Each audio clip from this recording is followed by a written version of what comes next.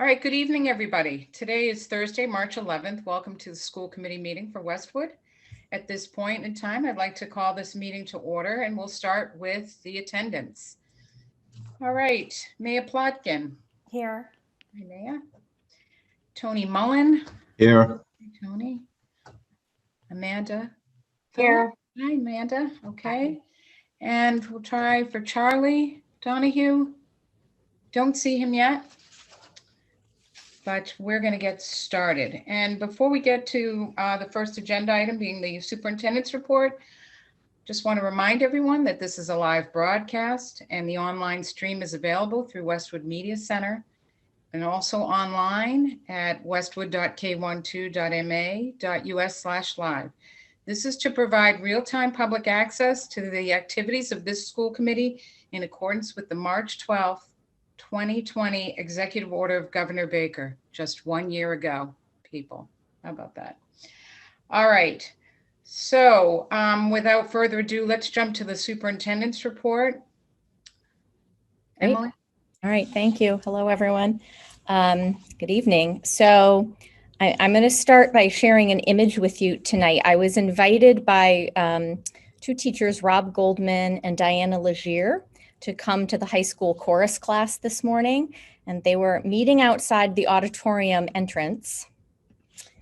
And I saw this poster posted outside the auditorium.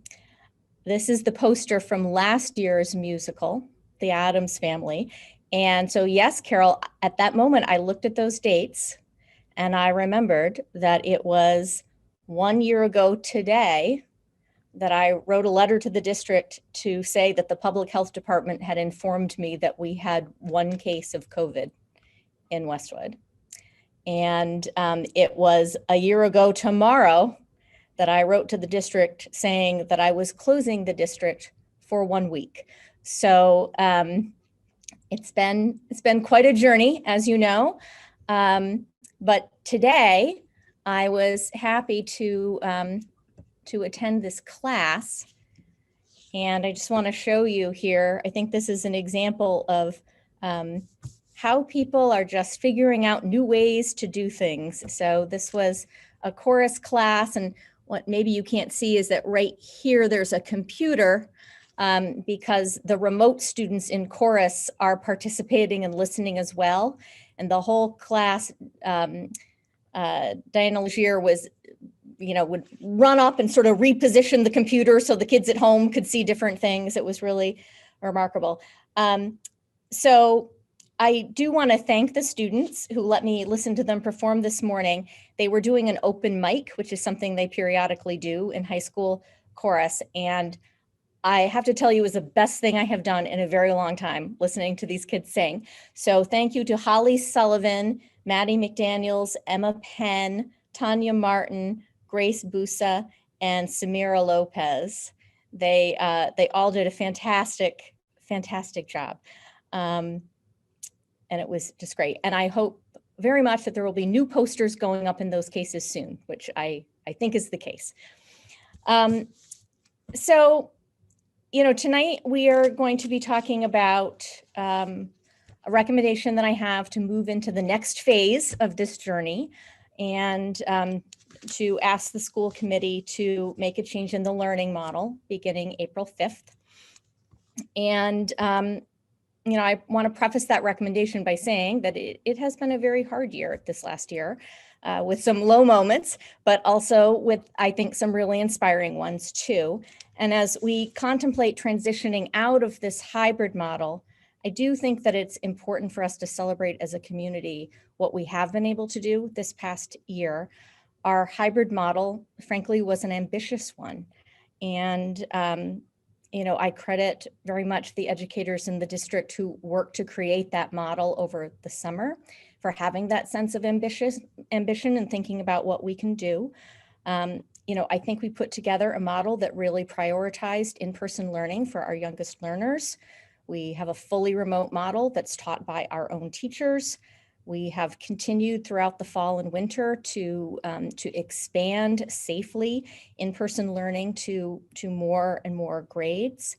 And we made sure that our students have had access to live instruction with their teachers, which was something that, many districts did not attempt to do. So it took everyone's good faith effort to make this work. And I include in that students and parents and educators. And in particular, I just want to say that, every teachers who have been teachers for a long time, who the community knows well, in some ways were like first year teachers again. They really had to reinvent the way that they've done things. They've had to stay flexible and adjust to new challenges and have really risen to the moment. I also just want to do a special shout out to our operations department, because they have been incredible and they continue to be incredible as we contemplate yet another change where I'm going to be saying, remember all that furniture you moved over there? Now I need it over here and I need that in like 3 days. And they just have been fantastic about meeting new demands to keep us safe and working under very tight timelines. So I really appreciate them. And the administrative council who's on the Zoom, you know how I feel about you. I really feel like I could not be luckier than to have this team. So, I said to my letter to families on Monday that the pandemic has tested the bonds of the community. And I think that's true. How could it have not? All of us, educators, parents, students, school committee members, have been under a lot of stress and living with a lot of uncertainty, and we're not out of the woods.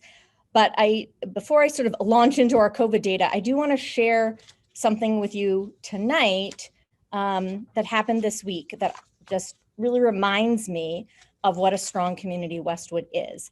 So we had some parents reach out to us. And I want to read you an email that they wrote here. It was, "Dear WPS teachers, administrators, and staff, thank you so much for the immense amount of work you've done and sacrifices you've made for our children and our community, particularly during this past year. We appreciate each and every one of you. As you're probably aware, teachers, administrators, and staff are finally eligible to receive the COVID-19 vaccine. We understand that scheduling a vaccine appointment can be complicated, frustrating, and time-consuming. So a group of Westwood parents have come together and are offering to help schedule vaccination appointments for WPS employees." And they kind of went on to say, if you would like us to schedule an appointment for you, here's the form. And it was signed with much gratitude, WPS parents, generically. And these folks are not looking for recognition, but I am going to say that Tom and Lauren Bent and Mahmoud and Amina Chowdhury were leading the way with this group. And we so appreciate that.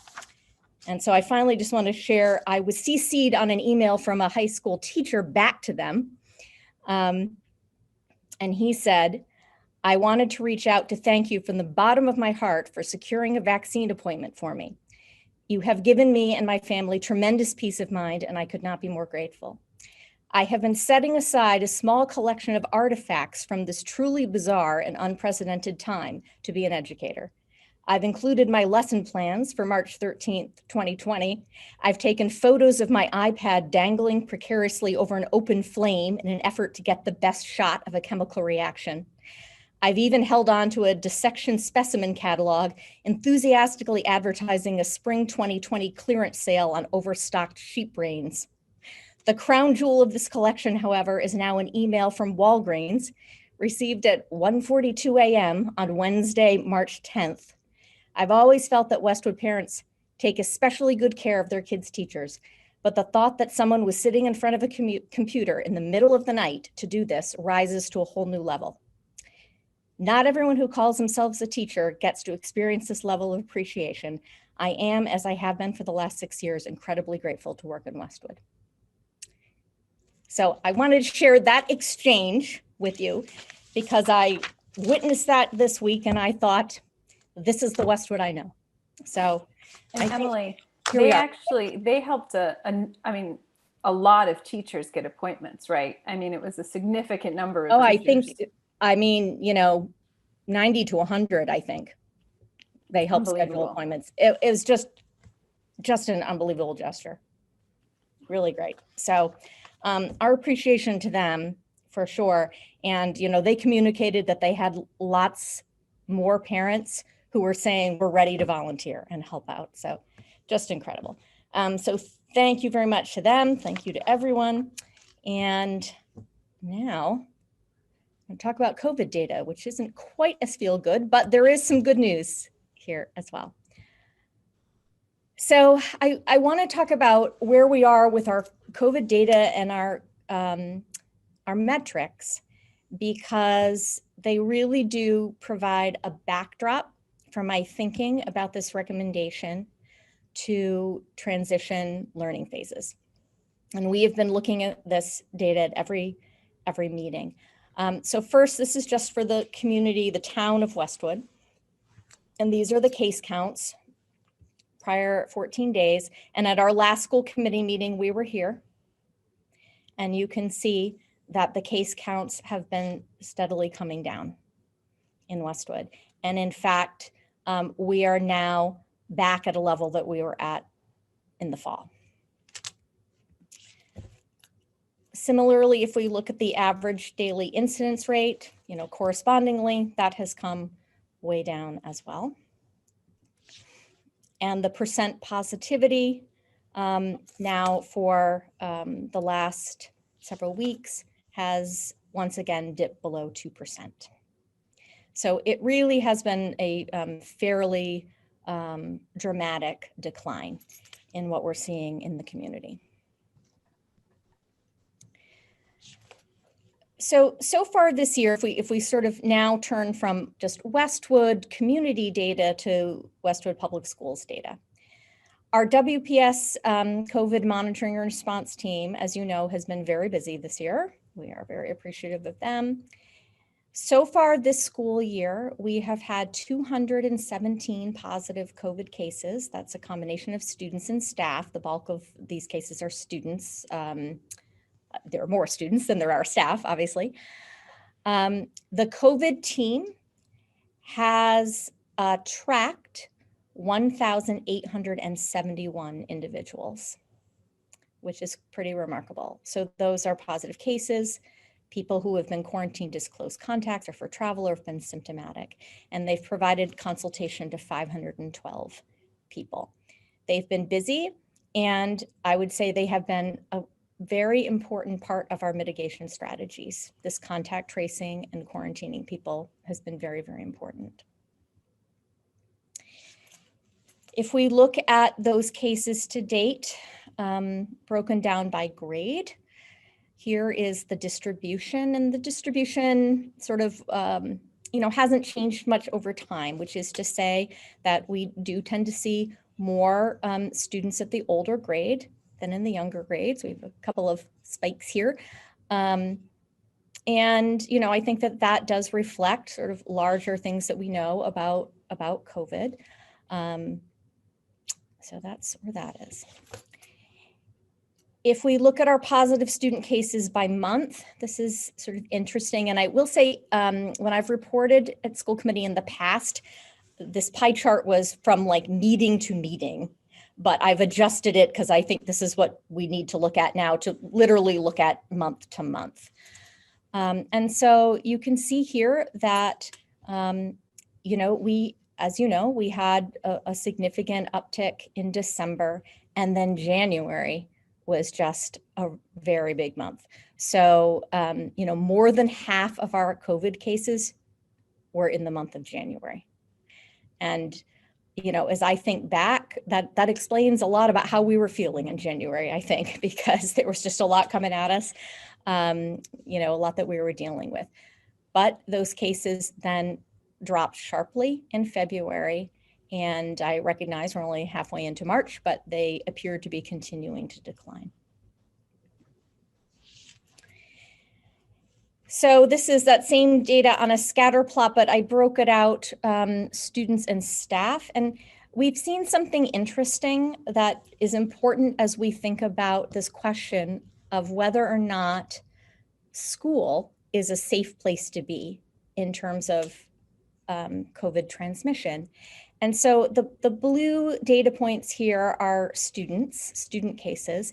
And what we see is that the student cases, the curve of those cases closely mirrored what was happening in the larger world in Westwood, in Massachusetts. We see that big spike of the second surge, so to speak. But we didn't really see a corresponding dramatic difference in cases among staff. Obviously these are numbers, and there are many fewer staff members than there are students. But even if we think about it as a percentage of the whole, we just didn't see the same kind of spike in staff cases. We do know some things about transmission from contact tracing, and what our COVID team tells us and what our public health people in Westwood confirm is that the vast majority of cases is due to household transmission. So somebody in the house contracts COVID and then it sort of spreads through the family. It's very hard to isolate, obviously, when you're living with people. So the majority of cases is due to household transmission or to indoor maskless gatherings. And that just seems very clear from the interviews that the contact tracers have done. I should add another phenomenon that we've noticed is carpooling with someone outside of your household without wearing a mask. And I think that's important for people to know. What we are not seeing is in school transmission. I'm going to talk about that in a moment. Our quarantines also have sharply declined. And so this is a monthly snapshot. And I just think it's important to understand this again as we think about bringing more kids back to school and what's the impact of that. So, as you saw, we've interacted with more than 1,800 kids. So a lot of people have been quarantined. But I'm taking a snapshot here as of school committee dates over the last couple months. And we can see how many students or staff were in quarantine at that moment. And so not surprisingly, we saw this huge jump in January, but it came down again in February. And as of this moment, we currently only have 9 students in quarantine and 4 staff in quarantine. And as you can see, that's the lowest that it's been. So that, in that sense, that's some good news. Is there evidence of in-school transmission? This is something that we've been very focused on. And I think about, where we were when we were developing our reopening plan in the summer, and there was so much uncertainty and we just didn't know how this was going to go. We were putting all these safety and mitigation measures in place, and, we weren't certain if they were going to work. And I think that we can say today that they do work. And so of all of the students and staff who have been designated close contacts as a result of possible in-school exposure, we can say today that no elementary or high school students or staff have subsequently tested positive. So we think, first of all, that quarantining does work, but also that this would suggest that we're not seeing this in-school transmission. We did have one case at the preschool where a class was quarantined after a student tested positive, and one of the other students subsequently did test positive. And so we think that that could be an example of in-school transmission. And there was also one case at Thurston Middle School where a teacher and student were working one-on-one at less than 6 feet. So this was a particular context for an extended period of time. And both of those individuals tested positive. So again, we don't know, but we think that that could be an example of in-school transmission. But the analysis that we've been doing on an ongoing basis to look at this question has included our specialized programs and the preschool where maintaining 6 feet of physical distance is not possible. So we do have some contexts in the district where we haven't been maintaining that 6 feet. And again, we're not seeing evidence of in-school transmission in those contexts either. So I just want to remind people that we have lots of safety mitigation measures in place. And I want to assure folks that as we start talking about making this transition, that all of those mitigation measures would remain in place. So certainly masks, and I think there's real clarity in the public health field now that perhaps the most important thing that we can do is to wear a mask that fits well. And so that will be very important in this next phase. Hand washing, staying at home when symptomatic, contact tracing would continue. We think that this is a very important mitigation strategy. Physical distancing, and I'm going to say more about this in a minute because as we've been talking about now for months, to bring kids back to school, everyone at once, we will have to make a change in this parameter that we had been adhering to 6 feet of physical distance. And now during instructional time, we will have to reduce the physical distance from 6 feet to 3 feet. I do want to emphasize, though, that we absolutely know that we will need to maintain that 6 feet of physical distance during lunch, snack, and during mass breaks, as we've been doing all year during lunch at the elementary school, snacks at the middle school and high school. And of course, we've recently added an additional mitigation strategy, which is weekly COVID testing. We've had it in place for staff now for 6 or 7 weeks, I think. And we just began student COVID testing this week. And we think that that's a really important strategy to have in place. It allows us to quickly identify positive cases where the individual may be asymptomatic and to quickly remove them. To implement the protocols to quarantine. The other thing, though, that it does is it provides us data about what's happening in our school community. And so as we contemplate changing this one variable that we've had in place and moving from 6 feet of physical distance to 3 feet of physical distance, the weekly COVID testing will give us a way to measure if there is a negative impact to doing that. So I want to talk a little bit about this issue of physical distance because it certainly has been, a topic of conversation for the last several months. And, back in the summer when we were developing our reopening plan, the Massachusetts Department of Elementary and Secondary Education had published guidance, hundreds of pages of guidance about many, many things. And one had to do with physical distance. And the guidance that they spelled out was that districts should aspire, that was the word, aspire to 6 feet of physical distance, but require no less than 3. And, we talked about that at the time. The CDC was recommending 6 feet of distance. The Massachusetts DPH and other experts who had worked with DESE to develop their guidance were relying on the World Health Organization guidance, which stated 3 feet. And as you will all remember, we were in a very uncertain time and we felt that we should be aspirational and that we should establish 6 feet of physical distance. And I will say that I think that that was the right decision at the time. And since then, we have a lot more data and we know a lot more than we did about COVID then, right? I've been saying to people, I think back to, last June, I was still leaving my groceries in the garage overnight to, before I brought them into the house, right? Like we have learned some things.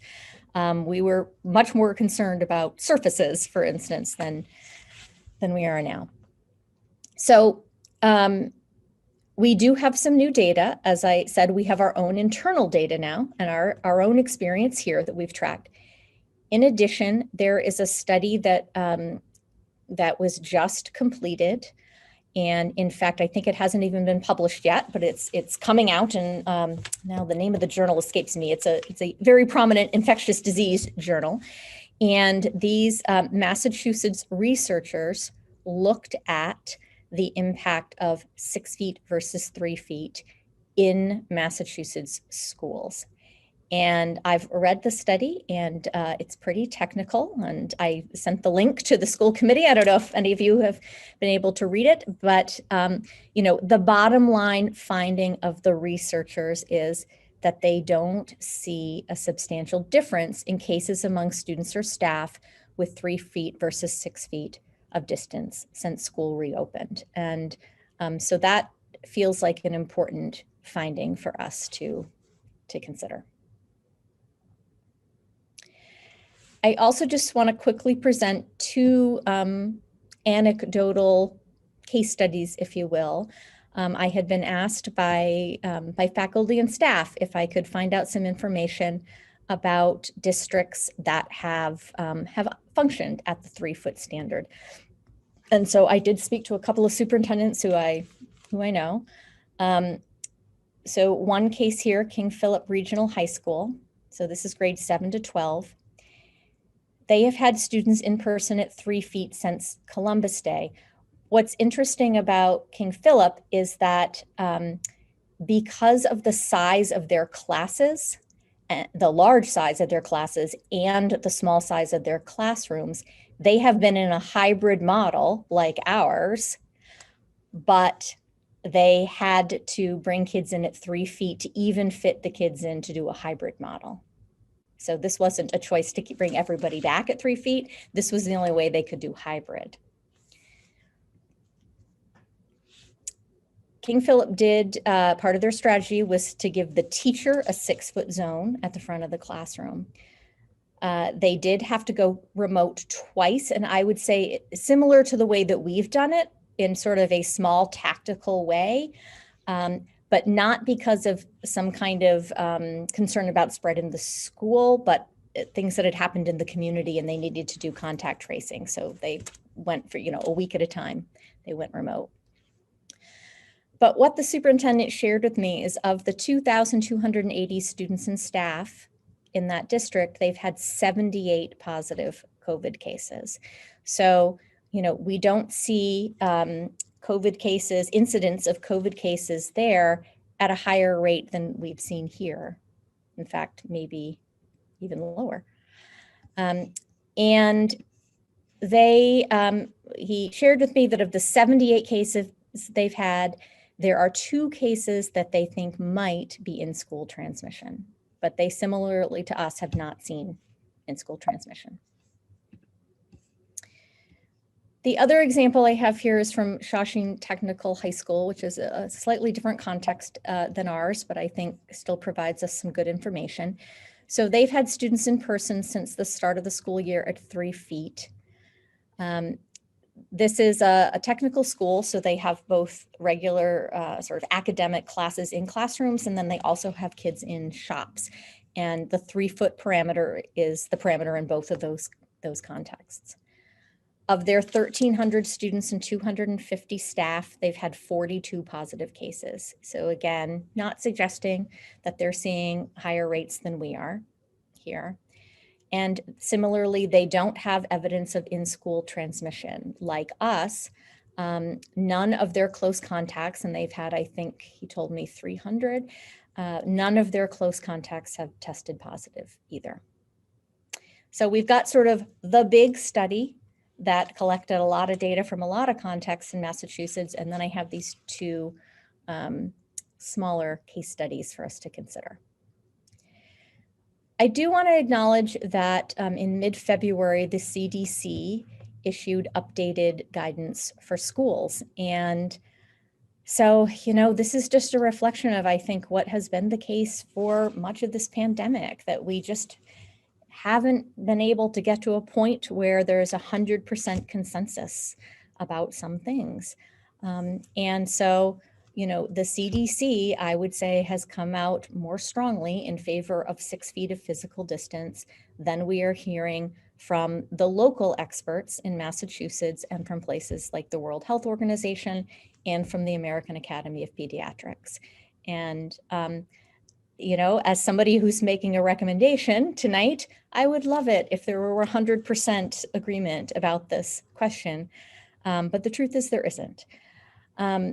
I will say that as I read the CDC guidance, and it is extensive, they are absolutely emphasizing this idea of multiple mitigation measures. And this is something that we hear from the public health community all the time. They talk about a Swiss cheese model where it's like layers of Swiss cheese, and that any one measure isn't sufficient, but there may be a hole, but if you put layer after layer, then one layer will fill the hole that's presented by the other. And so the CDC certainly emphasizes that. And they also have this chart that I pulled out because I have studied it. They have different designations for the rate of community transmission. And they do make a distinction even around physical distancing here, where they say in communities where there is substantial or high transmission, the CDC says that physical distancing of 6 feet or more is required. It's the word that they use. Whereas in communities where there is low or moderate transmission, they say that K-12 schools can open for full person instruction, physical distancing of 6 feet or more to the greatest extent possible. And in the footnotes, they talk about having multiple mitigation measures in place and how important that is. So I would point out that according to the CDC scale, we are now in yellow, and that's about where we were in late November. And when I look back at our data from mid-November and earlier, we would have met their standard for blue, for low. And I think we're headed back in that direction. So I present that to you for your consideration. It is what it is. I do also think that the CDC is providing guidance for the whole country. And it seems clear to me that in Massachusetts, we've been more successful than in some other parts of the country at getting people to buy in to this notion of consistently wearing masks. And I think that is really important for us to think about. We also received a letter from, well, it was sent to the Commissioner of Education, and DESE then passed it on to us. And so this is a very recent letter that came out in February. Over 300 doctors in Massachusetts have signed a letter supporting in-person learning with mitigation measures, including 3 feet of distance between students when masked. And so these were infectious disease physicians, pediatricians, and public health experts. And they go on to explain why they think this is important. They do mention that 3 feet is the parameter when you have a mask on, that if you are eating, that's a different situation. And they are, acknowledging, again, oops, I can't get back here, that they have looked at that data about in-school transmission and see that it's very, very rare. So all of these things have factored into my thinking. Where we are right now with our public health metrics, which is a much better place than we were a couple months ago. The data that we have internally that shows really that we're not experiencing in-school transmission. This updated research and guidance from public health experts. And then other things like the weather's getting better and we can open the windows and we can go outside more. So all of those things were what factored into my recommendation. So I can pause here if anyone wants to comment before I leap into what the recommendation is. Or should I keep going? Keep going. Okay, so the recommendation, as you know, is that students in all grades attend school in person 5 days per week beginning April 5th. That under this plan, our student desks will be spaced at least 3 feet apart. Students will be spaced 6 feet apart when eating or taking a mask break. To the extent possible, eating and mask breaks will be outdoors. And I would say that this has been our strategy all year, when students haven't been able to wear masks. If they were eating, we go outdoors. In grades 4 through 12, students will be able to Zoom into class when quarantined or home for COVID-related reasons with the approval of the WPS COVID team. And so I do need to be clear that my recommendation to move to full in-person means that we won't have a hybrid option anymore. And so we will keep Zoom available on a limited basis for these particular circumstances. And that is very important. I will say that one of the things that we have seen happening with the hybrid model over the last couple of months is that we're seeing more and more students who seem to be day-to-day kind of choosing whether or not they attend in person or Zoom in. And that's causing us some concern. So we need to have clarity about the expectations here. For grades K to 3, we will continue to have access to a remote learning coach when in quarantine or home for COVID-related reasons. We don't Zoom in those lower grades. And of course, students in the fully remote model may remain fully remote for the remainder of the year. And that's a commitment that I had made to families a couple months ago, that we would continue to have that option for them. So in terms of school hours, so I just want to remind everyone that the premise in the fall reopening plan was to create schedules that worked in all 3 possible models. That was the premise that we were working from. And I think it was a good premise. And the plan was approved. It was approved by DESE back in August. But as has so often been the case during this experience, the premise changed. So DESE announced on Tuesday that it would be transitioning away from these emergency provisions that were created prior to the start of the school year, and that districts will now have to meet the state's requirement for full-time learning. Now, I want to be clear that we have had requirements around hours the whole year, but synchronous instruction could count, and we had done a good job meeting all of those parameters, but this was a bit of a curveball. So in K to 8, full-time means an average of 5 hours per day. And in grades 9 to 12, it's an average of 5.5 hours per day. The good news is that as we have been in this process of thinking about making a change, we had the sense to anticipate that something like this may happen.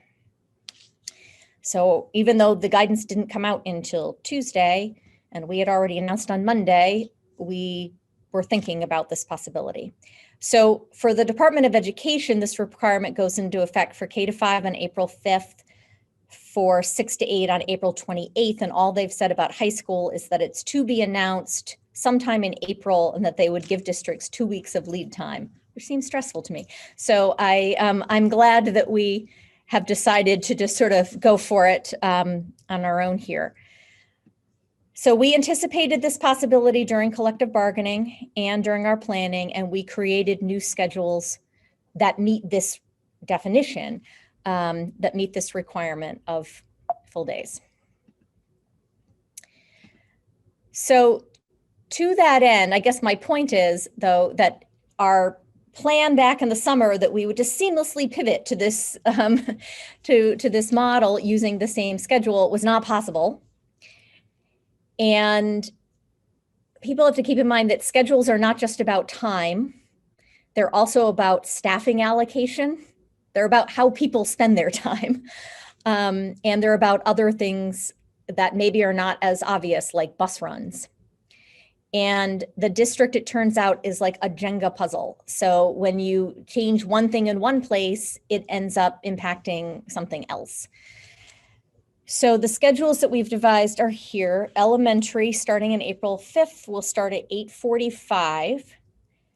parents can still start to drop people off after 8:30, but 8:45 is the official start of instructional time. And it will go until 2:30. It will include lunch as it has all year. And Wednesdays will be early release. It'll be 8:45 to 12:45 with no lunch. And so, and we don't include lunch when we're calculating the hours for the purpose of DESE. And so what this does is it puts us at 25 hours for the week, which is an average of 5 hours a day. For the middle school, we'll start at 7:45 and go until 1:45. This will include lunch at the middle school, and I'll say more about middle school lunch in a second. Wednesdays will be 7:45 to 12:10 with no lunch. And at the high school, we will go 7:25 to 1:15, and we will not be adding lunch back in at the high school. And I just want to point out for folks that lunch in a typical year at the high school, you would have a 30-minute lunch with 4 minutes of passing time on either side of the lunch. So lunch is 38 minutes. And so the fact that, we're dismissing at 1:15 in a typical year, the school would get out at 2, it's not that big an impact. And frankly, we've reduced some passing time by having longer blocks. We don't spend as much time moving from place to place as we have in the past. So we're back here. Wednesdays will be 7:25 to 12:55, again, with no lunch. And so that gets us to the average of 5.5 hours per day. We're also making a couple of calendar adjustments. So we had scheduled March 10th as a professional day, but that's been rescheduled for April 28th. That's a Wednesday. So April 28th, there will be no school for students on that day. And at the elementary level, that day will be used for parent-teacher conferences. There was another professional day that was originally scheduled for May 12th. That's on the school calendar. We are now making that a day of school for students. And so that day will serve as the makeup for the February snow day. Instead of tacking on another day in June, we'll get a good day here in May. And so the last day of school for students will be Wednesday, June 16th, which is just what was on the school calendar at the beginning of the year. So I know that people, have questions or curious. There are more details coming, as I said in my letter to families on Monday. So assuming that this move is approved tonight, the principals will send home information tomorrow, and they will be available to answer questions. So all the ins and outs of the schedule and what does this mean for, pickup and dismissal and all those things will come from the principals, who frankly are best positioned to answer all those nitty-gritty questions better than I am to answer all of those things. And so at the elementary, I don't anticipate as many questions because really it's just grade 5 that's going to experience a big change, other than the Wednesdays, of course. And so obviously people should feel free to contact their building principal if they have questions after getting that communication. The middle school, Mr. Redmond will be doing a parent Q&A next week on Thursday from 11 to 12. It'll be a Zoom call, and it will be recorded and posted. And at the high school, Ms. Davenport will do a parent Q&A on Tuesday from 6 to 7. And that will also be recorded if people are unable to make it. I'm just going to run through a couple of things so that people have asked about, just because I know people want to know. So here are just a few things that I think people want to know. So yes, there will be ample time for students at the middle school and the high school to safely snack during the day. We absolutely will make sure that that happens. We know people will be hungry, and so we are going to figure out this. And we've had snack all year at the middle school, right? So this isn't new, but we will make sure that happens in both cases. Yes, high school students will still be able to leave the building during free periods, as they have been, unless their parents opt them out. There will be a change in high school science labs. So sort of in a typical year, we have a double period for science labs. Lab experiences often take longer than a typical 47-minute period. But with these long class blocks, we've decided that there won't be double lab periods necessary for the last 10 weeks of school. The middle school blocks will be shortened by 11 minutes. So they're going to get a little shorter. And we're putting back in a shorter support block, formerly known as X block, but now we're calling it support block. We need to come up with a catchier name than that. And that will be reinstated as a time for intervention, for teachers to pull small groups, for individual support. We think that this is important. And then in terms of lunch, we are in the process of getting a large tent for the middle school for use during lunch. And by large, I have the dimensions here, but it basically, think wedding tent, the kind of tent that can seat with 6 feet of physical distance about half of the grade. It's 60 by 100. And so that's going to be installed on Wednesday, the 24th. I want to thank the DPW. They have been great about helping us think about where to put the tent in a way that isn't going to impact the playing fields. So that's going up there. And again, the plan for lunch will be anytime that it's not raining, everybody will go outdoors. But if it's raining, half the grade will still be outdoors underneath this tent. And then the other half will be spread across the cafeteria and 2 gyms. So we'll be spreading people out a lot. There is also going to be a tent, a smaller tent, a 40 by 60 tent at Sheehan. And that's just because when we add the 5th graders back in and we need more lunch shifts, Sheehan is the elementary school where we just literally do not have an available space to put anyone. And so we're putting a tent there. And yes, we are keeping K-4 at 6 feet if at all possible. So really what it is that we think the continuity for the K-4 kids is important. And so we're not going to be collapsing classes or moving them all around again. We're going to sort of go with where we are. Okay. That took longer than I anticipated. I apologize, but there it is. So I will pause. That's okay. Thank you, Emily. That's a lot of great information. And we know there's a ton of work that went into this for this pivot. Does anyone from the committee have any questions or thoughts, comments at this point? So I know that we were anticipating the guidance that came out of DESE. I know we have our internal data. We have the case studies, the 2 sort of anecdotal case studies. We have the actual research study. We also have the vaccines that are now getting rolled out for teachers, which I think is also really important. Mm-hmm.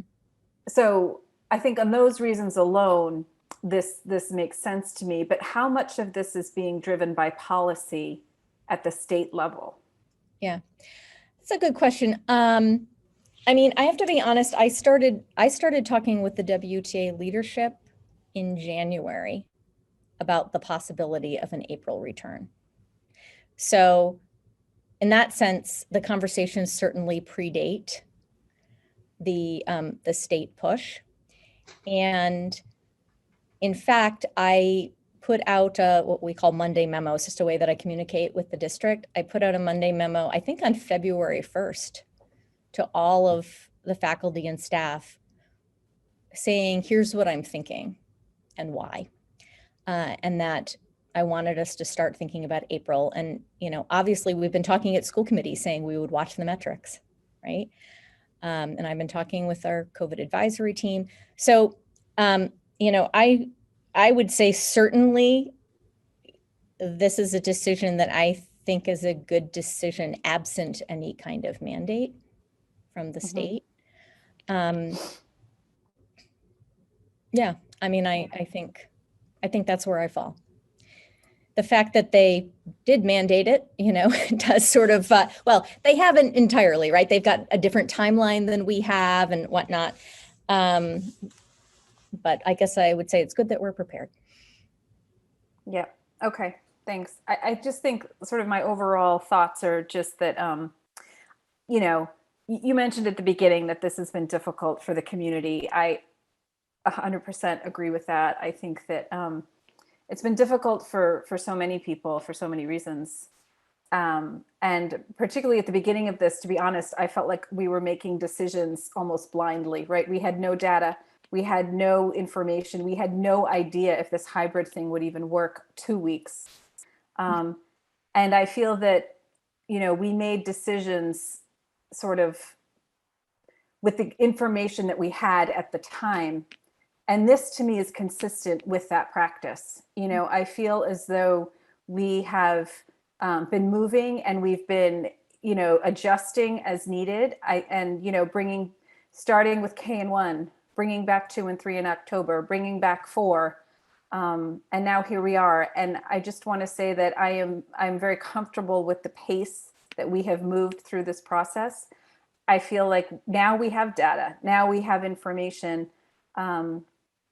So I applaud the WTA, I applaud the administration. This is not easy. There are people who are not happy now, and there were people who were not happy 2 months ago. And in this entire pandemic, if we've learned anything, it's that no one has been happy. And I think that no one will be happy. But I feel that, with all of the data points we have, with the testing, with the vaccine, with the evidentiary data, I think this is the right decision at the right time. So it's just my 2 thoughts. Mm-hmm. Thanks, May. I agree with you. I think we were very, very careful in our and methodical in our steps, and I applaud you all and Emily and team, and really watching the data and reading any reports that came out, any and everything. We looked at it all. And to Maya's point, and even to your point, Emily, early on, remember way back, we didn't even know if we should be wearing masks or not at the beginning, right? I mean, everything was constantly changing. And we tried to stay with whatever information we could get.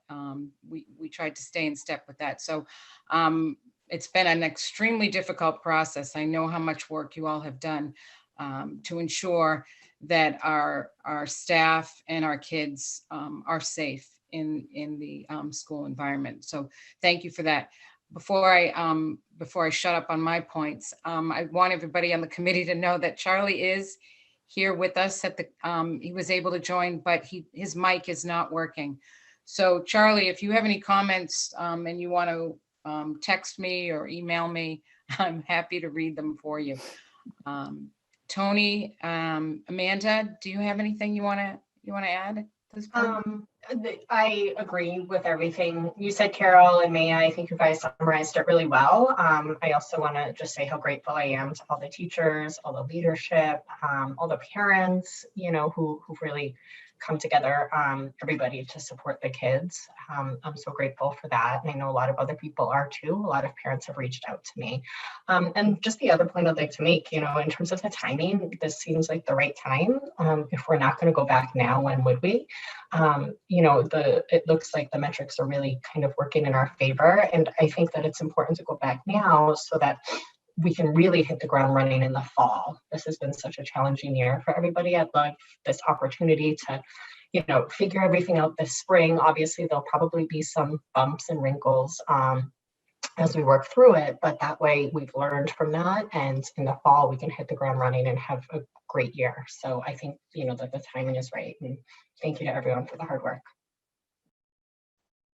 Yeah, I would just echo all that. I mean, I think it's been quite an interesting year. And I think the time is right. I'd also I know you may be talking about it in a minute.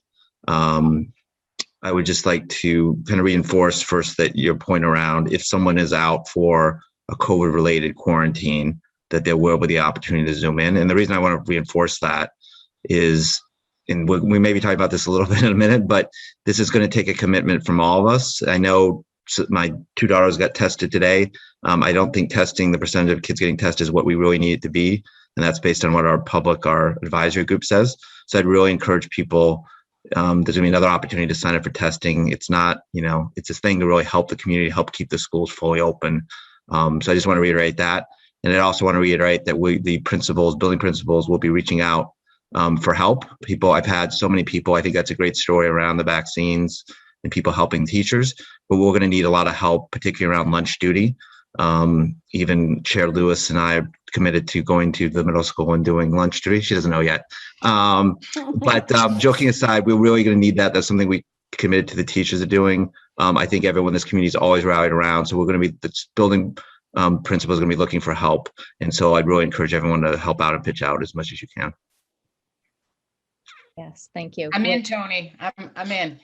And I think just one more point, sorry, is that, I've had a number of parents reach out to me with a lot of concerns about going back, and I don't want to diminish those concerns. They're real and they are there. And, but I think the one thing we've learned from this experience is that we are able to adjust. And I think that, we're going to move into this model, assuming this group votes for it. And if we do, and, things go sideways, I think that we've got the team that can adjust for that. And nothing has ever this entire year been set in stone. I think we've learned that. And I think that's an important point to make as well. And I know that, as I said, there's parents out there who are nervous about this, and understandably so. So I wanted to make that point as well. Yeah, thank you, May. I think that's important. And I do have some student testing data, so I'll just put up that slide so that people can see where we are. Because I think that's a good reminder, Tony. Yeah, so here we are. We were up and running this week, middle school, high school. This is, we have a wonderful video where some students at Downey demonstrated for us how to go about this. And so here's where we are at this point. We have 34% of students at the preschool registered, 29% at the elementary, 35% at the middle school, 34% at the high school. And in the spirit of maybe thinking a little competition might up the numbers, I put the different elementary school statistics here. So I think if we, I wrote it down, now I don't have it, but I think overall, district-wide, we're hovering somewhere around 30%. And no, actually it's closer to 34. And when I looked at that, I thought, okay, we're halfway there, right? I mean, we really would like to get 70% of students participating in this program. And I'm hoping that as students experience it, they'll talk to their friends. It's not a big deal to get tested. To Tony's point, I would hate for people to not participate out of a sense of, I don't want to know because I don't want to have to quarantine. I mean, I think we just have to say, this is about keeping the community safe. And, we need people to sort of join hands in that effort. We did send off our first set of pools on Tuesday because we had done the Monday cohort at the high school and they all came back negative.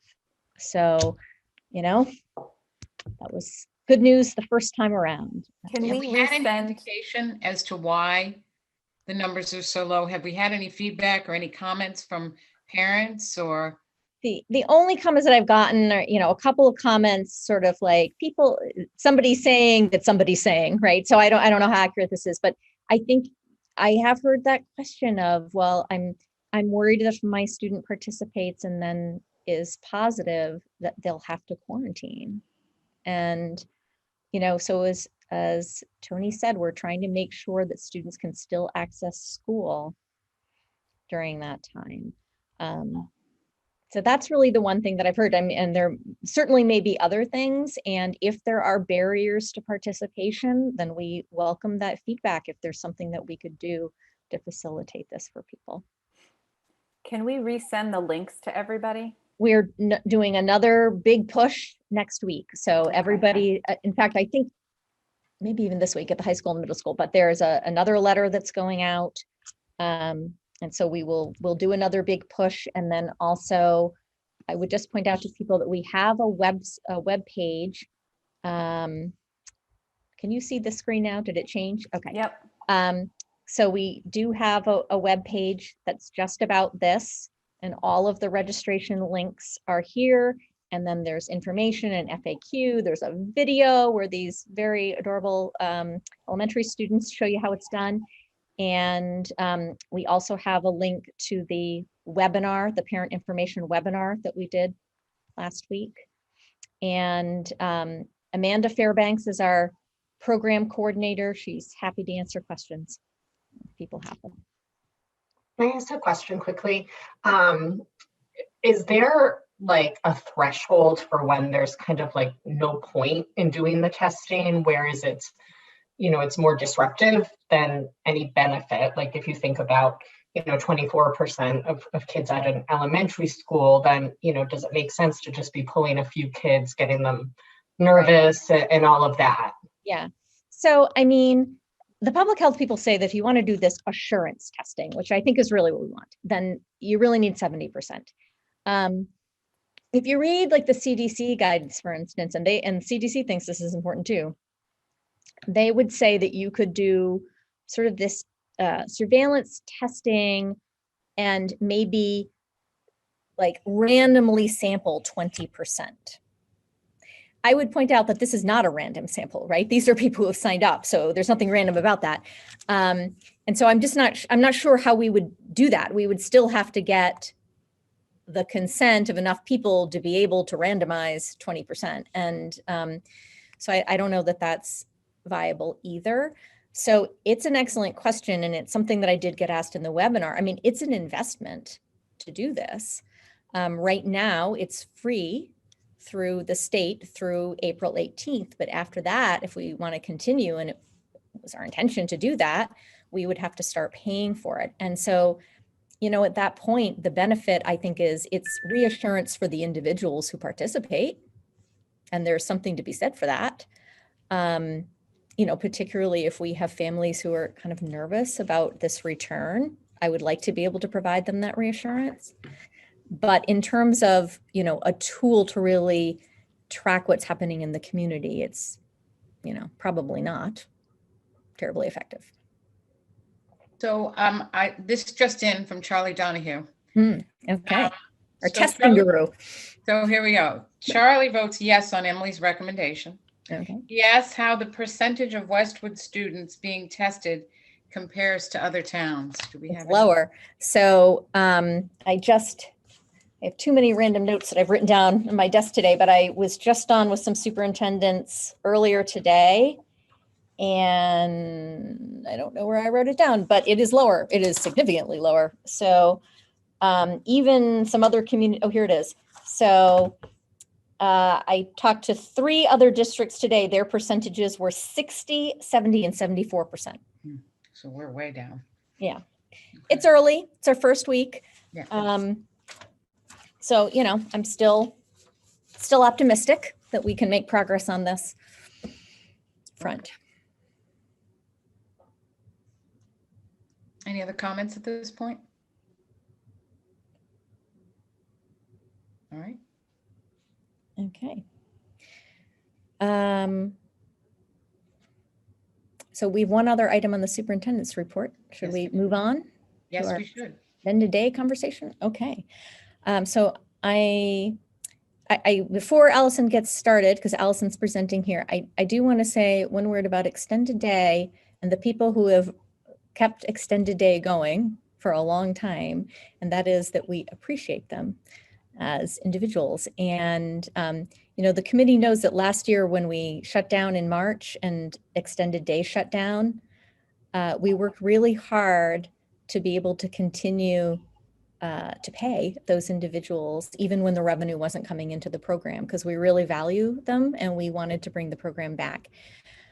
When we were not able to open extended day this year, all of our full-time employees, we reached out to all of the full-time employees in extended day, and we offered them other full-time employment in the district. And so those folks are still here. They're with us. They're working with kids every day. They contribute to the community. They're wonderful people. I just think it's important for the community to know that they're still here. Yeah, so with that, I am going to turn it over to Allison, who I think is going to share her screen. All right, let me see here. And I will go to,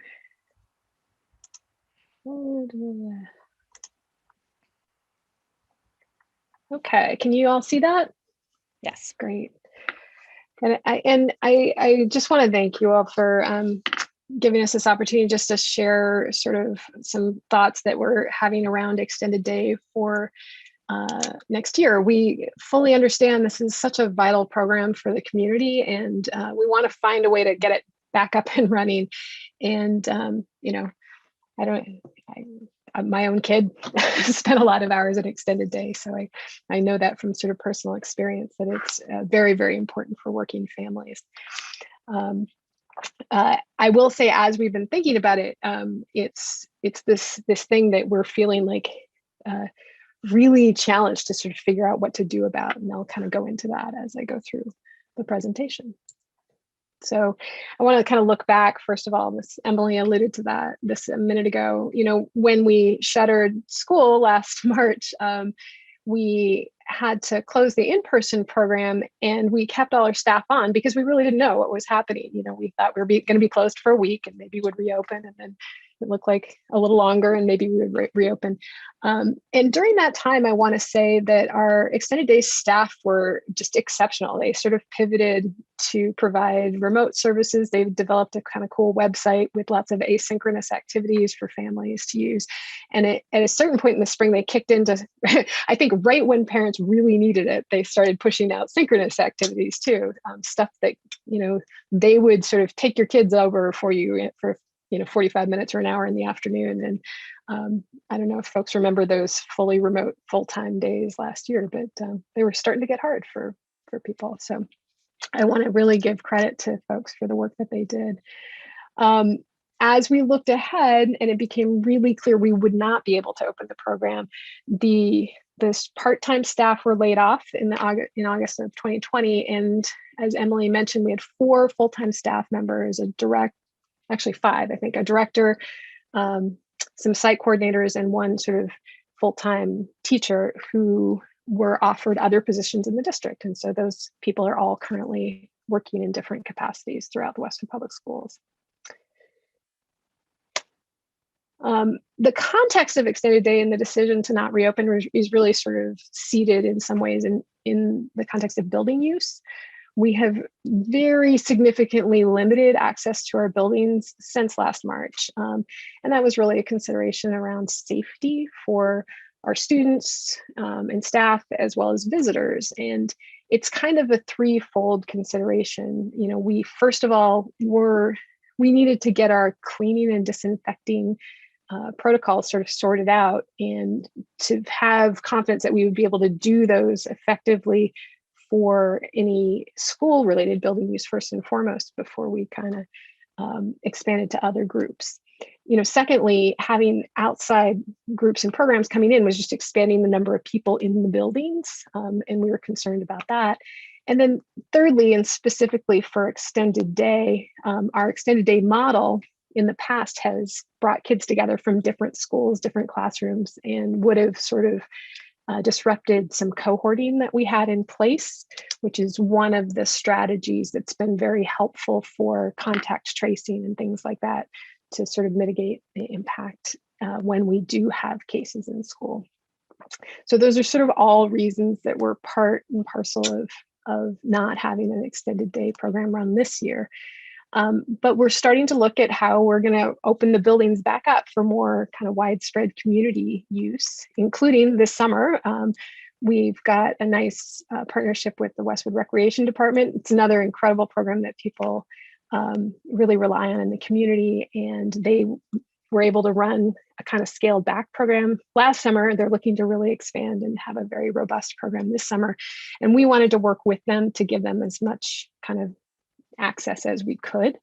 In addition, we anticipate that we're going to have very kind of ramped up programming, kind of academic programming of our own, both through ESY, extended school year programming for qualified students, as well as some intervention programming that's targeting particular students as we're gathering assessment data toward the end of the year to look at kids who may have been disproportionately impacted by the events of the last year.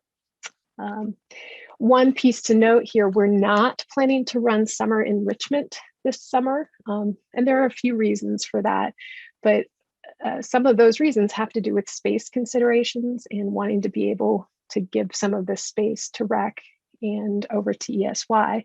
In addition, staffing considerations. We want to make sure that we're able to really fully staff our ESY and intervention as a priority, and we're hoping to bring back enrichment in the summer of 2022.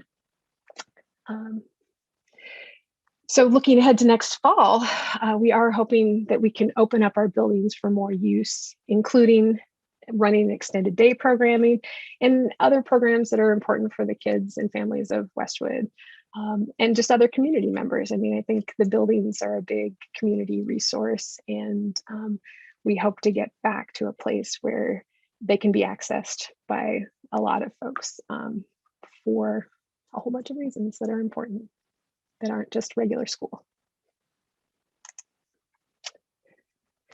So as we're sort of thinking and talking about getting an extended day program up and running, I think we started to run up against some concerns and problems. And one of them is that there are kind of, we don't yet know exactly what it will look like, but we are pretty confident that there are going to be sort of heightened protocols and a need for more sort of robust communication related to COVID, even in the fall. Kind of what we're guessing right now is there's still going to be some of those safety and mitigation measures in place.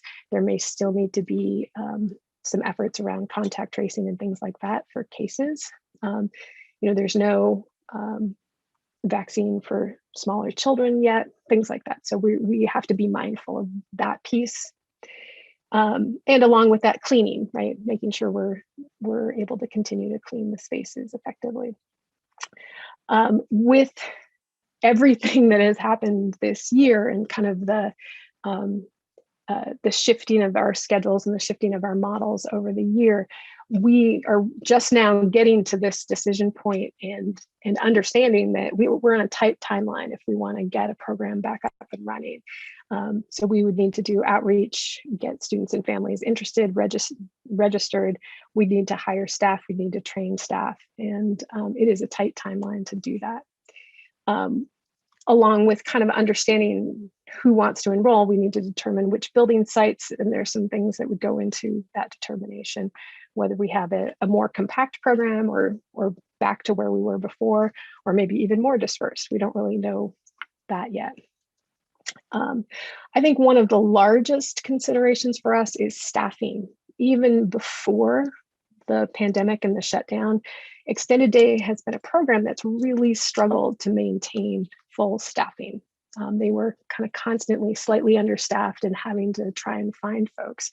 And one big concern we have is, we've got a handful of people who used to work in the program who are in district, but we have many, many more people who no longer work in the district.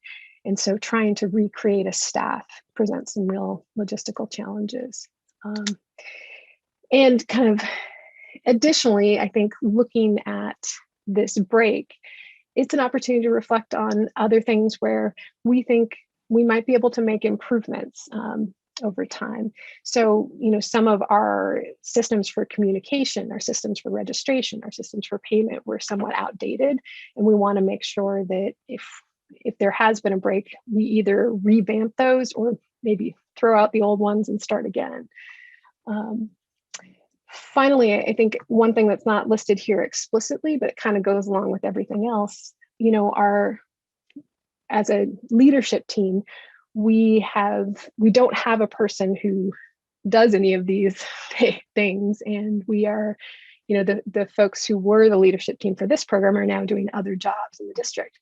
So we are in a place where we're not exactly sure who or how would get this program back up and running. And because of all these factors, we really think it's an interesting time to explore the possibility of an outside provider.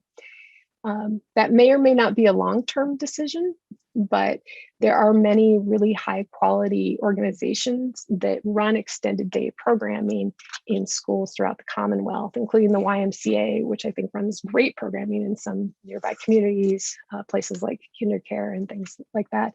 And they're programs that have very good systems and structures in place. They have good staff training.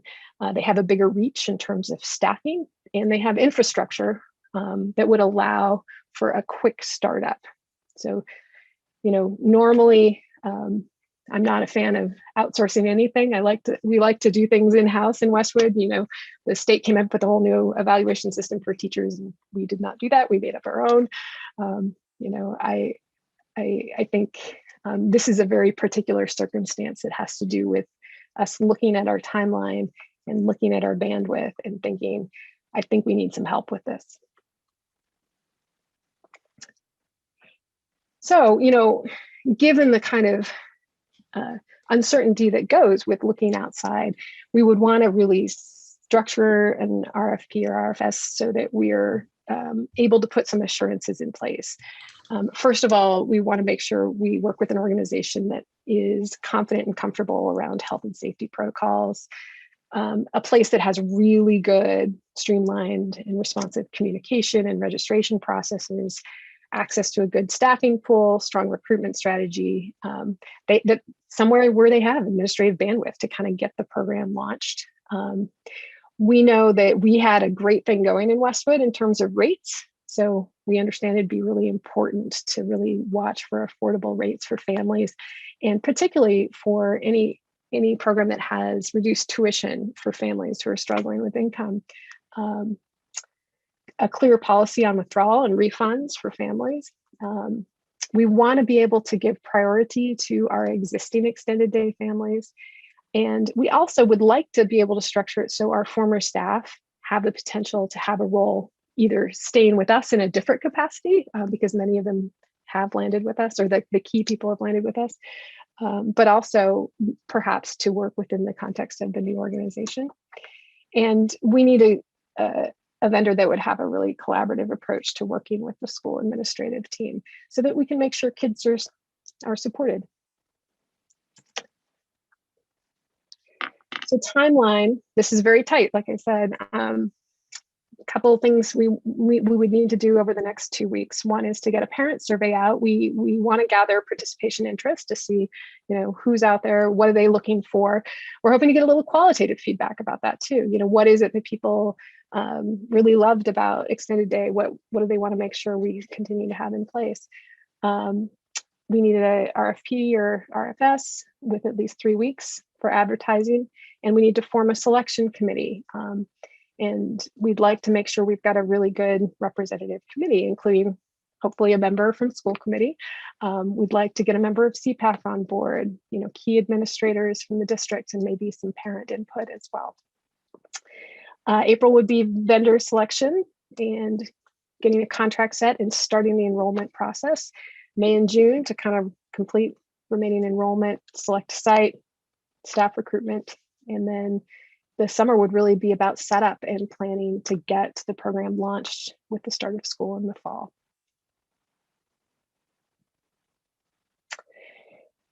I think the bottom line for us is we want to make sure that we end up with something in place that's really high quality for families, and that it's aligned with the district's mission and values and vision for what we want for kids. It needs to be safe, it needs to be healthy. We'd like it to be family friendly in terms of enrollment and other processes. And we want to make sure that the rates are good, that the communication with families is excellent, and that it's a great experience for kids. And I want to sort of put a note in here. It's really important to us that it's a great experience for all kids. I know, we have heard internally from a few members in the community concerned about, is the program going to be able to support, would an outside vendor be able to support my student in a way that I've been comfortable with the current staff and with the past program. And I feel confident that we can help make sure that that happens. We've got a really strong student services department here. And like I said, we're looking to structure an RFP that makes that sort of part of the deal. So that's kind of what we're thinking right now. And I will happily write down your thoughts and questions and comments. Thanks, Allison, for that presentation. One thing, I think tonight we can probably determine a school committee member that would want to join that. If we can get a volunteer, that would be great. I do have a question in terms of other districts. I think this would be the Charlie Donahue question. What do other districts do? What's typical? Are they typically in-house? Are comparative districts, do they use other vendors? What do you see? It's all over the map from what we can tell. There are some places, I think I want to say Hopkinton, for example, is the place I was thinking of that uses the Y. And so some places use a larger organization like that. In many towns, it's something that used to be more homegrown and then got sort of siphoned off and incorporated on its own as a separate entity. So it varies tremendously town to town, but it's all over the place. Right. Well, I think the point you made though was good about, we would have to really start from the ground up. Yes. And we're so focused right now on bringing kids back and curriculum in school, really. Yeah. Just to sum it up. So to be able to have a committee in place where there's strategy and goals, I think, if we can find a great vendor, then we would be doing a great service for the folks in our community who really need this service. So it'd be great to have a school committee member who wants to volunteer. I'll do it. Amanda, is that you? You're Mhm. okay. Great. There we go. Thank Thanks, you. Amanda. Additionally, could I ask, if there's either a member or two who wanted to, we're in the process of drafting the RFP, which would need to go out sometime next week. If there's somebody who would like to take a look at it, we'd love to have feedback from committee members on that, and Lana would work with you. Yeah, I'm happy to take a look at it. Maybe somebody else wants to take a look at it too. I can do that. Okay. Okay, great. Thank you. I think that would be. Allison, I have a question. Yes. So it sounds to me, and correct me if I'm wrong, that we're in a situation where this seems to be the only path forward to have an extended day program in the fall. Is that accurate? It feels like that from my end. I will say, just because I think we don't, with the exception of 4 staff members out of 50, we don't have staff, and those people are doing something else. Right. And so I think it's really daunting to think, how we would even manage this.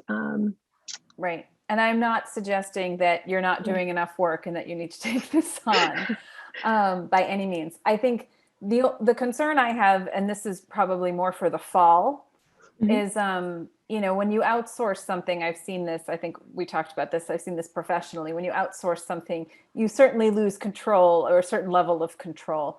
And I'm wondering if there is someone within the district who will be tasked with oversight over this vendor. I think that, a lot of times you do have procurement and companies, and they sort of oversee vendors. And in this case, I think this is particularly important for this program, since it would be new, it would be something we've never done before, and it involves the kids, to have somebody internal who is really the district's point of contact for this vendor, and really is able to hold their feet to the fire in whatever contract we end up with them, with the with all of the milestones, the obligations, the service level agreements that we come up with them. I think that is absolutely fair and a very good point. And I think we would probably need to split some of the functionality of that, but that it would most likely fall to a couple of us to do different levels. There's sort of the programmatic, kind of more what are the kids doing with their time part, but then there's also sort of the nuts and bolts stuff. And I could imagine splitting that between the business office and my office, for example. Okay. And as I said, it's probably more of a fall task once it's up Yes. and running. But certainly that whoever that is should probably be involved through the contracting process so they're familiar with the contract. Yes. Right, and even if it's in the fall, even prior to that, I mean, we should have, I know we have a due diligence process, of course, when we're vetting vendors, right? That would Yes. be, obviously, when, like any company, if you will, you vet very carefully. But then to your point, Maya, we want to monitor. Right.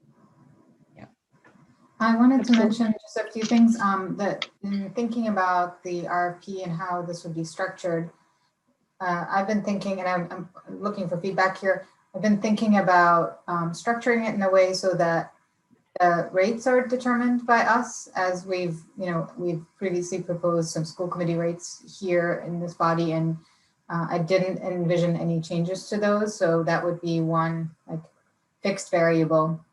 And we would invite organizations to apply and then propose what they would be able to pay for access to the space effectively. So to offset like utility costs and other expenses that we would incur by having the program held on our property. But that's the structure that I'm thinking about here. Do you have any sense though if we can achieve that? I mean, so I guess my question is, we had a budget a month ago, and here we are again changing the budget. So do we have any sense? We had 105,000 in the budget to offset expenses. What if the best the vendor can do is $20,000? So I hear you. I think some of that will depend on how much family participation we get, because it's some of the ways that these have been structured in other districts, the percentage of revenue collected. So that's what's paid to the district. That might be the structure that we can propose here in the RFP. We also could request like a fixed payment for site based on the number of sites that we've got. So there are some ways of guaranteeing a certain level of income so that we can, as you said, have some revenue to account for the offsets that we've already counted on having in our budget. I'm pretty confident that we will have the family interest. I hope that we'll select a program that's strong enough that a lot of families will trust and be interested in participating. Our extended day program previously was really, really popular. And what I've heard in other districts is that the amount that the district is able to get, even through a private provider, would cover the level of offset that we have. If there is a shortfall, it might be a $20,000 shortfall, $30,000 shortfall. So that's what I've heard so far, just through asking around. We don't know the budget impact right now. Is that fair to say? Yeah, we wouldn't know. I mean, again, it's important to structure the RFP in the way that we want here, but we don't know that budget impact until we know what we're able to collect and how much the provider is able to pay. Great. Can I ask Allison a process question? Sure. Has this already been communicated to staff? I've spoken that we're kind of exploring this to those key staff, the people who had worked in the program before, not to the part-time staff who were kind of a rotating cast, because many of them are no longer in the district. We do have some staff overlap. So people who have like an instructional assistant role, for example, who might pick up some hours in extended day. We have not pushed that out yet. No. But has there been communication? Let me just be clear. Has there been communication? If I did an Freedom of Information Act, has there been communication to staff members about this before the school committee meeting? To all staff in district? Well, to some staff members that would be impacted. Yes. Okay. Yeah. Thank you. I don't know if you'd find it in Freedom of Information. I mean, No, I like had went and personal talked to people. conversations, face-to-face conversations with people. Yeah. We would never not do that. Yeah. I just have a couple of points from Charlie here. He makes a point, which I'm not really understanding, but something about interviewing would we consider interviewing former staff? But I think if we're going with a vendor, and it sounds like the former staff are employed at this point. Well, I think what Allison was trying to say is that one of the one of the clauses in the RFP, one of the things that we can require of our provider is to have them interview staff that have previously been a part of the extended day program if they're interested, if they apply, of course. Okay, And so that could be a condition that we place on the provider, and then based on qualifications, the provider will decide who they hire. okay. Go ahead.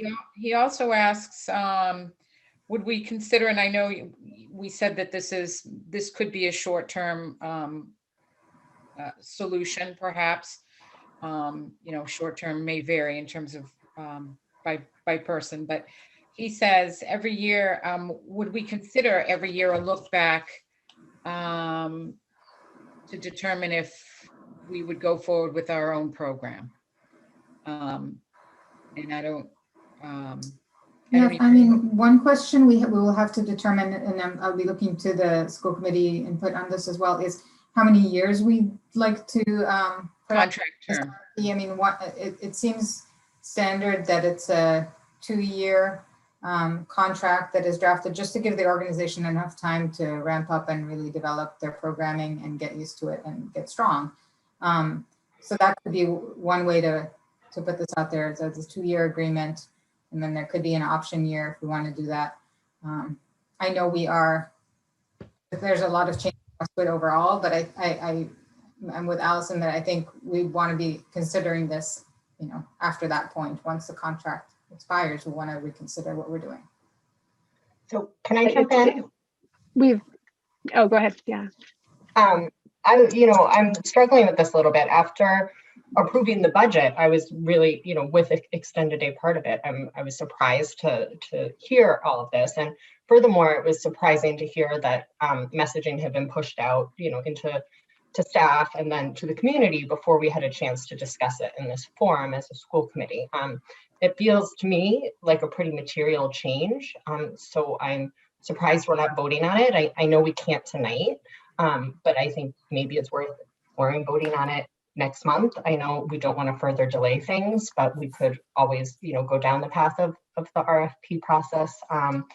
In the meantime, my concerns are, we kind of already talked about our high needs students. Obviously, any vendor would need to provide equal access, but I think there are some other real benefits to the existing version that I've heard from a lot of parents related to wraparound services and having familiar staff that really know the children and are able to provide kind of the customized care that a lot of students benefit from. So that's something that I don't want to get kind of lost in looking for a new vendor. And then the affordability. I mean, obviously, I think it's great that we would require any vendor to provide low income subsidies. But I think that one of the great things about the extended day program is that it's accessible to all of the middle income families in Westwood. And I'm really nervous that by outsourcing it, maybe not next year, but down the road, it won't be as accessible and it won't be as affordable. Those families may not qualify for a low income subsidy, but they might be struggling. And this year of all years, coming off of the pandemic that's hit so many people hard, and having kids and parents really craving some normalcy, I'm just kind of surprised by all of this. I do want to clarify, we haven't put anything in writing out to anybody before you all, so that is 100% true. I had one-on-one conversations with the staff members who were potentially going to be impacted, but I've framed it as a potential impact, not a done deal at all. So I want to just clear that up, and that there hasn't been any sort of broad community communication, just school committee packet. Another thing, Lem and I had talked about is just the possibility that, and this actually came from Lincoln Lynch, who has some experience with this, that, this might be a short-term solution to kind of quickly get a program back together and running effectively, that we lean into for a couple of years, learn what we can, and then bring it back in-house. So there are a lot of different possibilities here that I think are worth exploring. Sorry, Tony. I guess I just want to build on, I think, what Amanda and then Maya said. I think, I think a lot of districts in a different realm have outsourced custodians. And of all the years, I think we're now realized that thankfully we didn't do that years ago like a lot of districts did. And so outsourcing sounds great until you lose the control. And this was a year we wanted control, right? And so thankfully we did that, and the custodians, as we know, have done an amazing job. I guess I just philosophically have a challenge with the privatization of public education. And I think this is a slippery slope that I'm very worried about. And I'm a bit worried about the process that we used to get here. So that's my view. And I think, to the point, we do have a policy. If this results in a change of the budget of a non-salary item per our school committee policy, it would require a vote of this committee. I totally agree in general terms about outsourcing. And, you know, this is not a decision that we make lightly at all.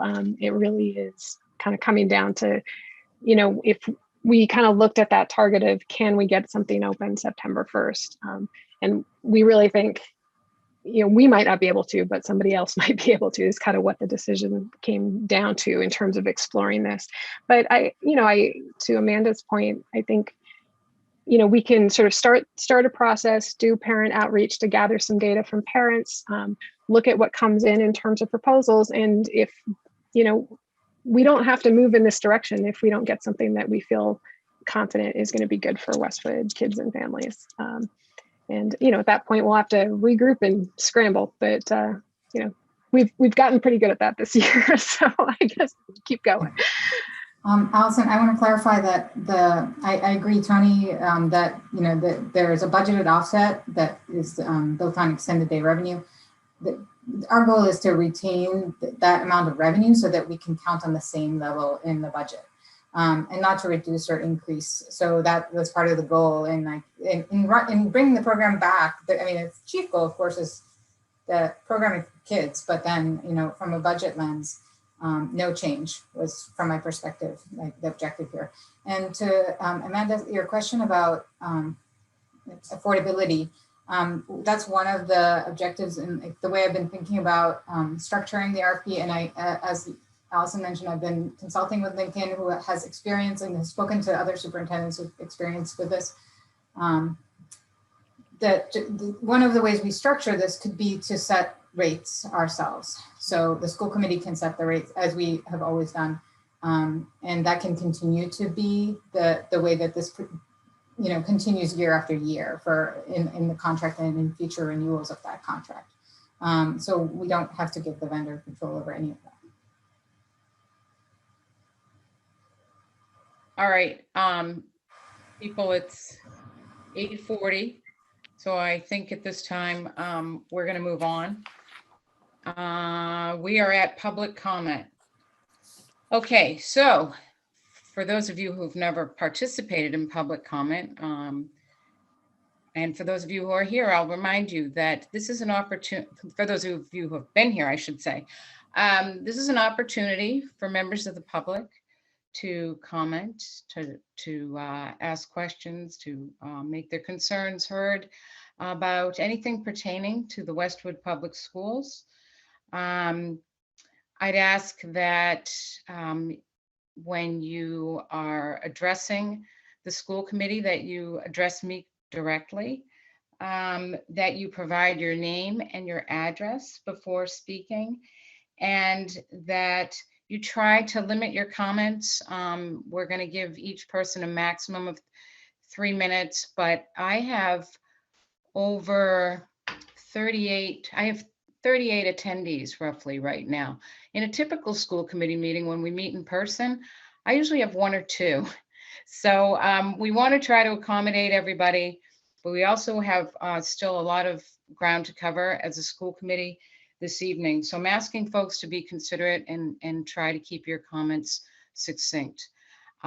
Without further ado, I want Connor, if you would, could you just inform folks once more as to how they can connect with us during public participation? Sure. For those who are watching on YouTube or on our cable stations, at the bottom of your screen right now, there is the login information on Zoom, which is also found on the town's website as well. So if you're interested in joining, you need to be participating in Zoom. If you're calling on your phone, you would hit *9, or if you're on your computer at the bottom of your screen, you'll see a raise hand feature, and all you need to do is raise your hand, and then we'll call on you to allow you to speak. So we'll give you the permission to unmute, and then you'll be able to talk. For everybody also on screen, you'll see a countdown with 3 minutes, and once you start talking and participating, I'll start that countdown, so that way you'll know that your 3 minutes are about to be up. Thank you, Connor. And I also want to remind folks that this is a time during the school committee meeting when the school committee members are in listening mode. So you may ask questions. We will be listening to your questions, and we take them all into consideration. So without further ado, I'm going to go to the first person here, Kate Wynn. Kate, could you state your name and your street address, please? Yes, good evening. My name is Kate Wynn. I live at 10 Cedar Hill Drive, and thank you for letting me share. And there we go, 259. Thank you, Connor. So I have been privileged to have my children be in the Westwood school system. They are tremendous beneficiaries of the hard work of everyone on this board. And I find myself surprisingly for the first time in direct opposition with a proposal of the board, which is I am strongly opposed to outsourcing of extended day. The service providers at extended day have almost as much influence with our children as their classroom teachers do. They are with them every year, every grade, all day, morning and at the end of the day. And to lose the ability to determine who those employees are that seems short-sighted. So I'm a little verklempt at the idea of outsourcing this, and I just feel that it is vital for our administration to do as much as we possibly can to retain it. And I'm curious if we've looked at all at working with Westwood Rec, who have an online system for enrolling students in those programs, and some of these services that we're working with over the summer. They certainly are also promoting their services, and maybe there's people in those jobs that could help us during this difficult time for extended day. I feel it's critical that this remain in-house. I do appreciate that you're in a tough spot. I know that COVID is taking a lot of everyone's attention, but I'd love to not create another problem by going to an outside vendor for this. And again, I appreciate everyone's time and what everyone, like I said, my kids have been beneficiaries. You've made my life better with the work that you're doing by helping me care for my children. So thank you for that. Thank you. Next, Donna Morrison. Donna? Donna Morrison, 303 Oak Street. I'd like to thank you all very much.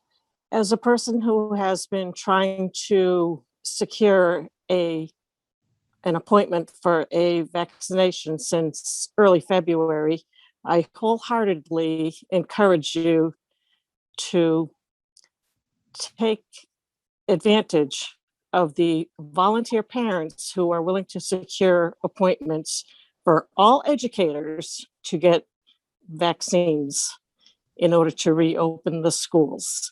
If they've gotten 100, they can get 600. I have yet to secure mine, and I'm willing to give up my spot for an educator to get vaccinated.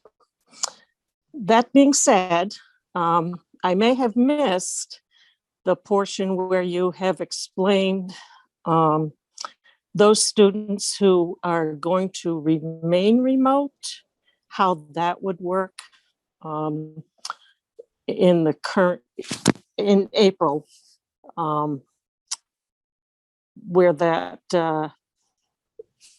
you explained that students could Zoom in if they were quarantined for purposes, or they could remain in their remote classrooms. Well, some students are Zooming in on the hybrid.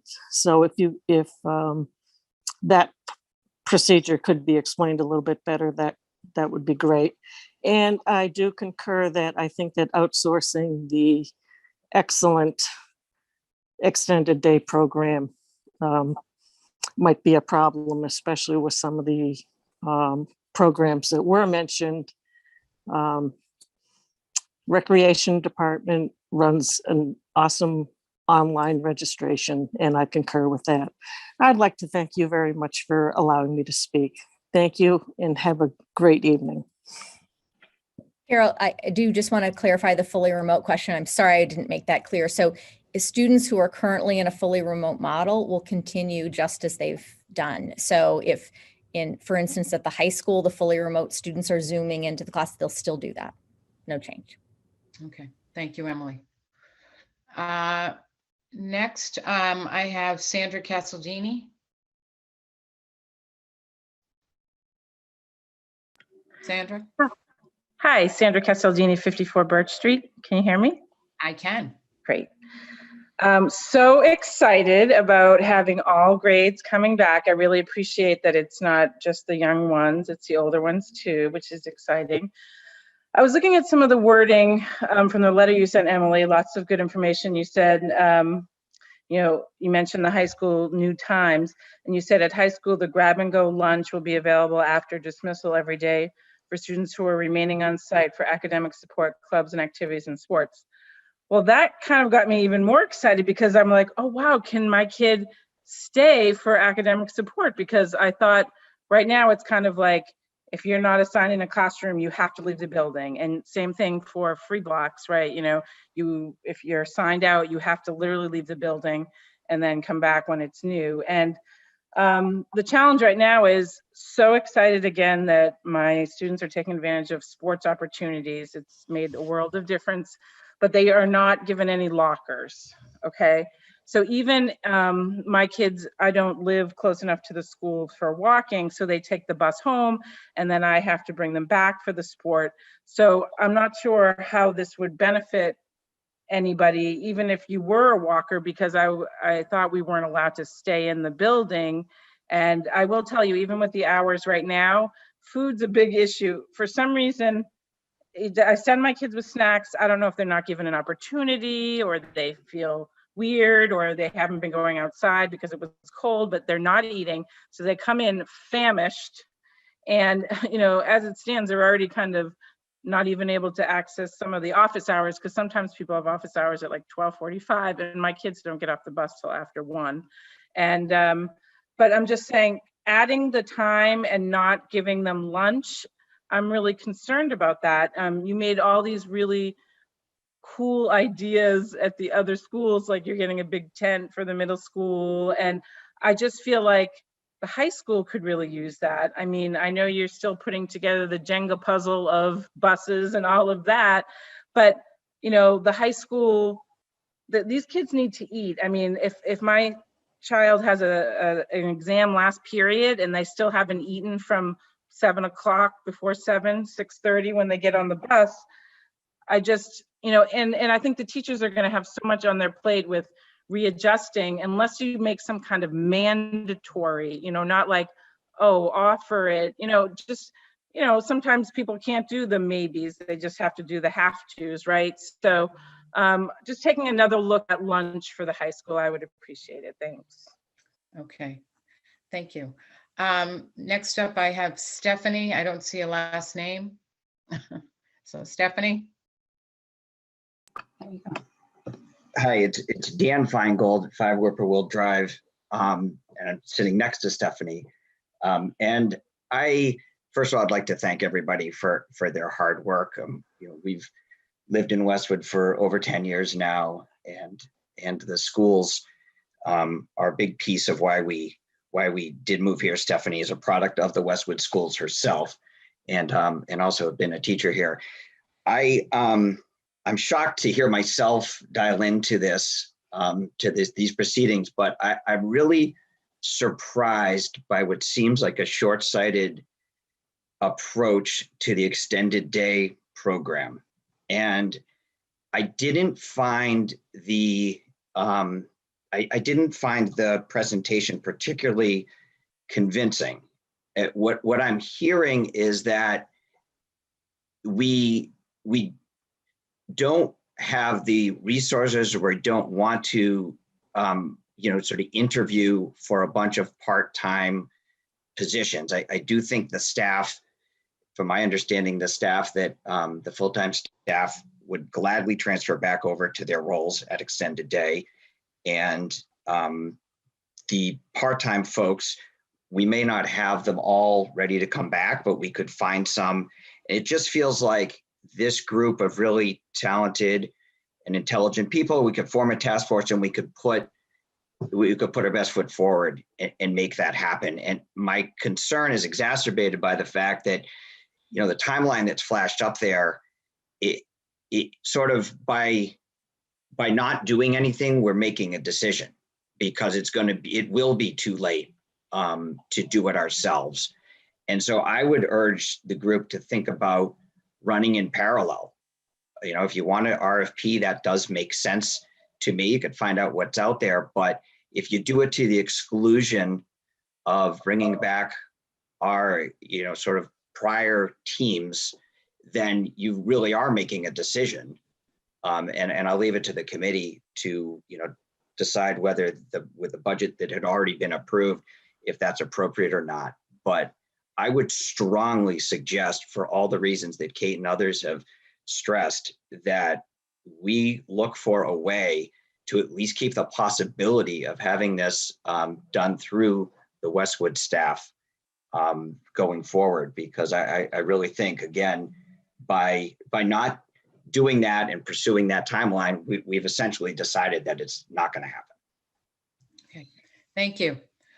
Next up, I have, and I'm sorry if I butcher your name, Closey and is that right, Closey? Yes, I go by Kayla. I knew that it would be me because you hesitated to say the name. I'm sorry. No worries. That's Can you say your name for me and your address, please? Yes, Kayla Closey, 31 Beacon Street. I've lived in Westwood for 12 years now. And my son, who is now 15 and a half years old, is a ninth grader. He had been to Hamlin School. So we are excited that the district, the teachers, all together, we're working towards having April 5th, a very celebrated day for all ages of the students.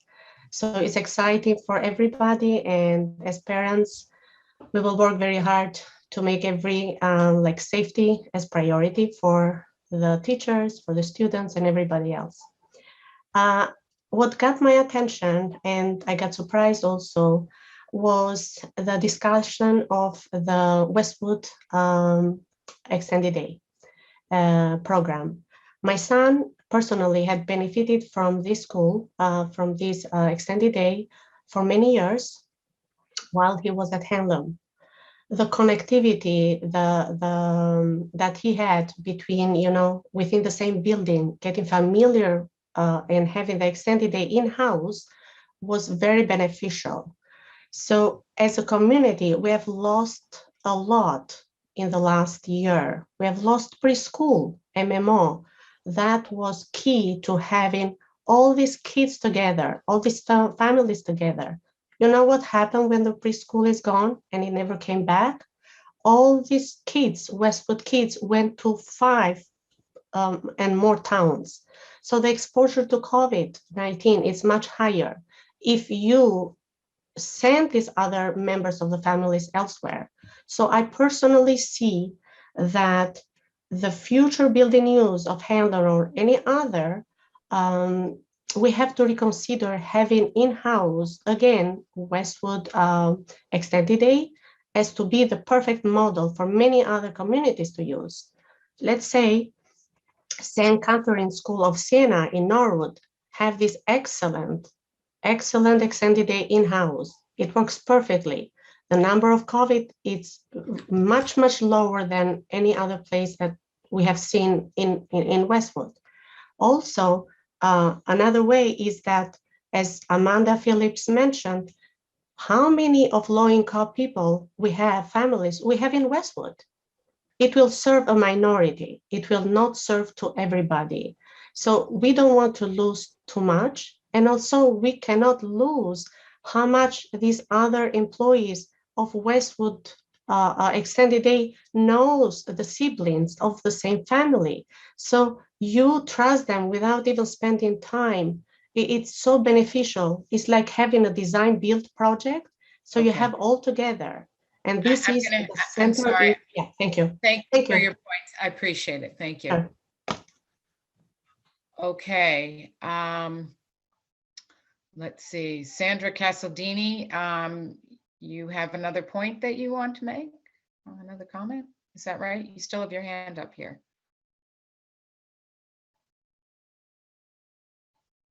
Okay, maybe not. All right. I think at this point, fellow school committee members, that's all that's in the queue for this evening. So at this time, we are going to close public participation, and we're going to move on to our liaison reports. So, Mayor Plotkin, would you like to give us an update on the building project? Sure, I have a couple updates. So the biggest one is that a week from tonight, March 18th, we have a community forum. And this, I'm hoping everyone can attend. This is, I think, going to be super helpful for people because we are starting at the beginning and going to where we are now. So this is a presentation that's really going to bring us back to 2015 when this whole process started and go through everything of how we've gotten to where we are. You know, we're going to be talking about why we needed a new school, why we entered the MSBA program, why we chose Hanlon, why we decided to consolidate Hanlon and Deerfield, why did we come up with the school, what's the cost, and what's most important to everybody is we're also going to be talking about the impact to the taxpayer. So this really is relevant for every resident in Westwood. And I highly encourage everyone to attend. The information, it's a Zoom, it's a virtual community forum. So there is a Zoom link. And I think that we've shot it out to the district and we're publishing it in papers. And if you don't know it and you can't find it, then feel free to contact me directly because I'll send you the link. But we really encourage a lot of people. We'd love a lot of people to join this community forum. I think it's going to be really helpful. Maya, what have we done to get the word out? I know there was something in the paper today.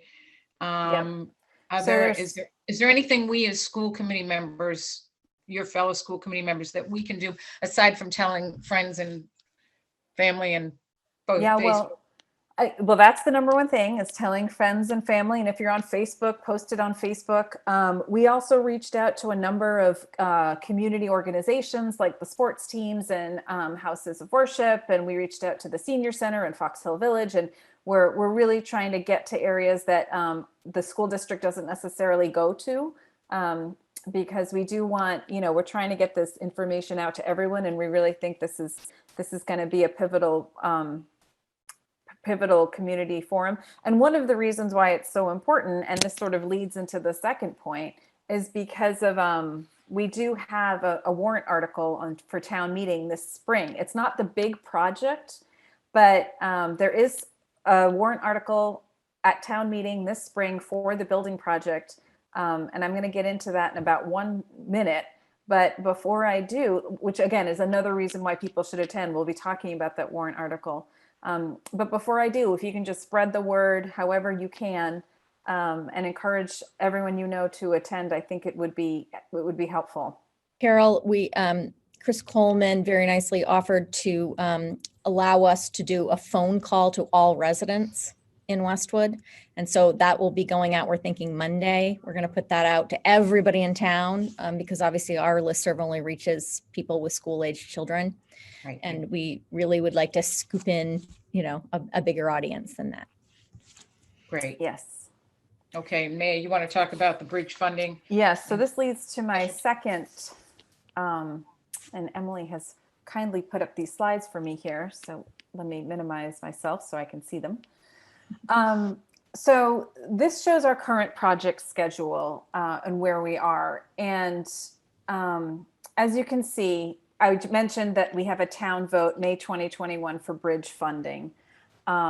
Assuming this vote passes, and again, I'm going to get into the details of it, but assuming this bridge funding vote passes, then our architects will immediately move into what we call design development, where they start developing, taking the schematic designs that we already have, and I should have mentioned this, which we submitted to the MSBA in February, so that was a big submission for us.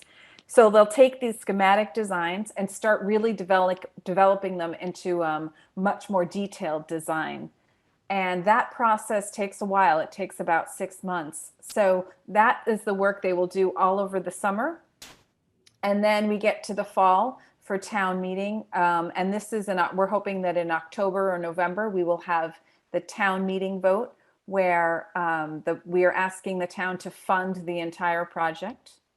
If that passes, then we'll also have an accompanying special ballot vote where again, it's the same question for the town to approve.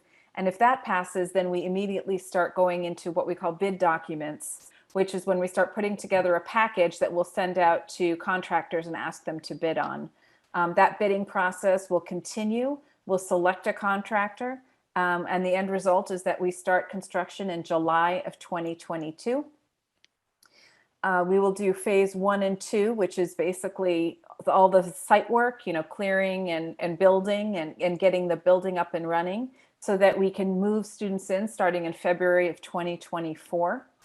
Once students are in, we can then take down the other school, the older school, and we'll start reconstructing the fields and the parking lot. So the anticipation is that the project will be fully completed by August of 2024 with all of the exterior site work done. So this schedule is a really great schedule. You can see it has us starting construction in July 2022, which is an excellent time to start construction because you're in the summer, so you're not going to run into winter issues like, you have to stop work because of a snowstorm. It's also, there's going to be doing a lot of work on the site itself, and students are not yet in school. That gives us about 2 months before the students come back to school. So starting construction in July 2022 is a really good time for us. And it's also a nice long construction schedule where we start July 22, we've got till February 2024. And our architects and our owner's project manager, Compass, are very comfortable with this schedule. This leads us to the need for this bridge funding vote this spring. And if you can flip to the next slide, Emily. So because we originally had planned to have this town meeting vote this spring for the entire project. But when COVID hit, we realized, it doesn't really make sense. It's not, there's a lot of economic uncertainty right now. That's just, it is what it is.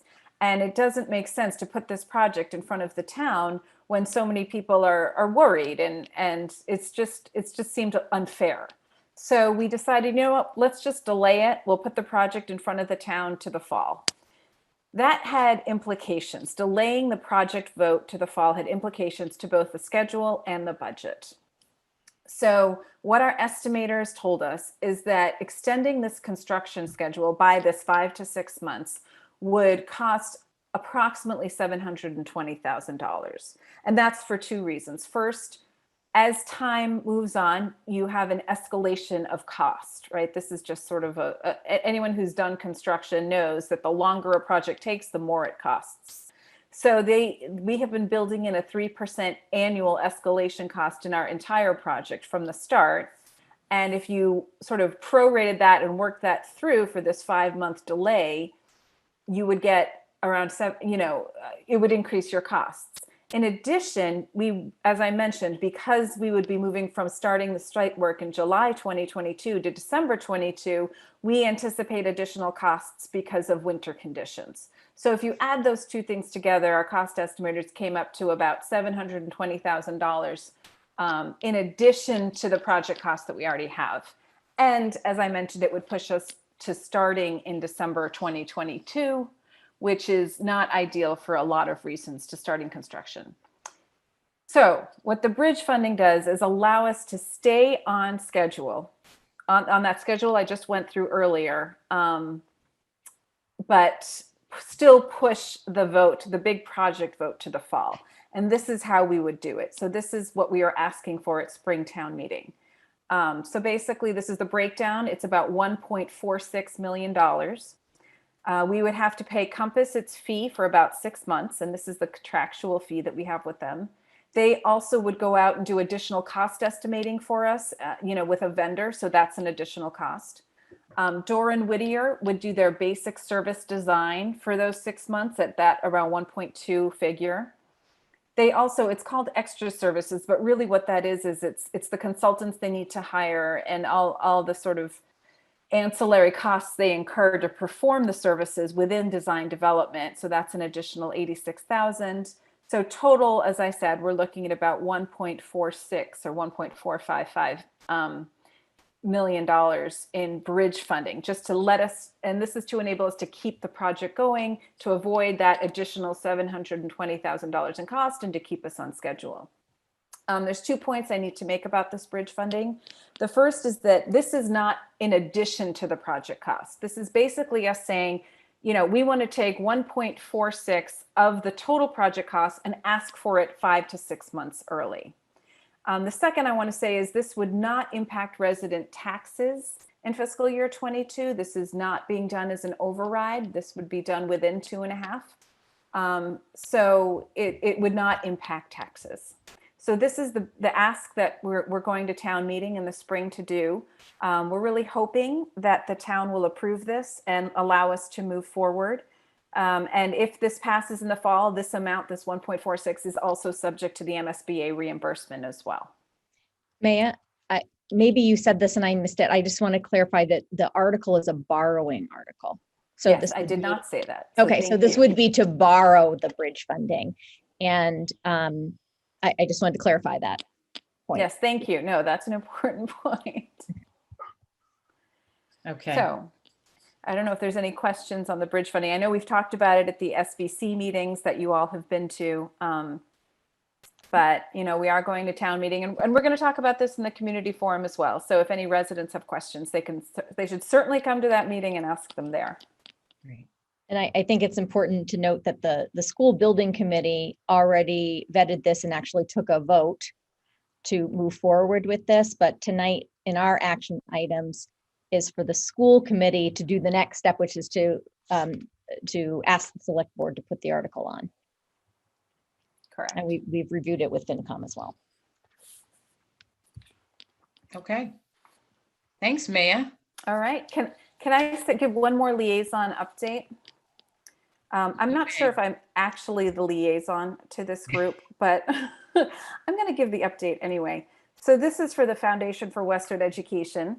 As you know, every year they typically host a spelling bee, but they couldn't host it this year. It's a big fundraiser for them. I think last year they gave about $20,000 to the district for COVID relief measures. So, they're a really great organization. And this year they are hosting a talent show. I think it's a virtual talent show, and they are really participate. Well, I don't think anybody wants me to participate in a talent show. But I'm going to try and get my kids to. I don't know how successful I'll be, but they're really looking to see if Westwood's got any talent out there. So I encourage everyone to really sign up for this talent show and show us what you got, and in the process, raise some funds for this amazing foundation that always supports education, that has supported education in Westwood for a very long time. So spread the word and show us your best stuff. Very nice. Thanks. Okay. How about the COVID advisory group? Tony, do you have anything? Very little. I think Emily's incorporated most of it in her presentation. I think the biggest thing, I'll just reiterate again, is any ways we can find that through buildings, community, to get the testing rate up. It's really important. I think that's the one thing what part of the advantage of doing it and starting now is we can have a good baseline as we get in then to April 5th. So I would just, again, reiterate to people that encourage them to get tested. So that's all we did. And we're going to continue to meet, even, we're going to continue to meet every 2 weeks, which I think be especially important as we get back to full in-person learning.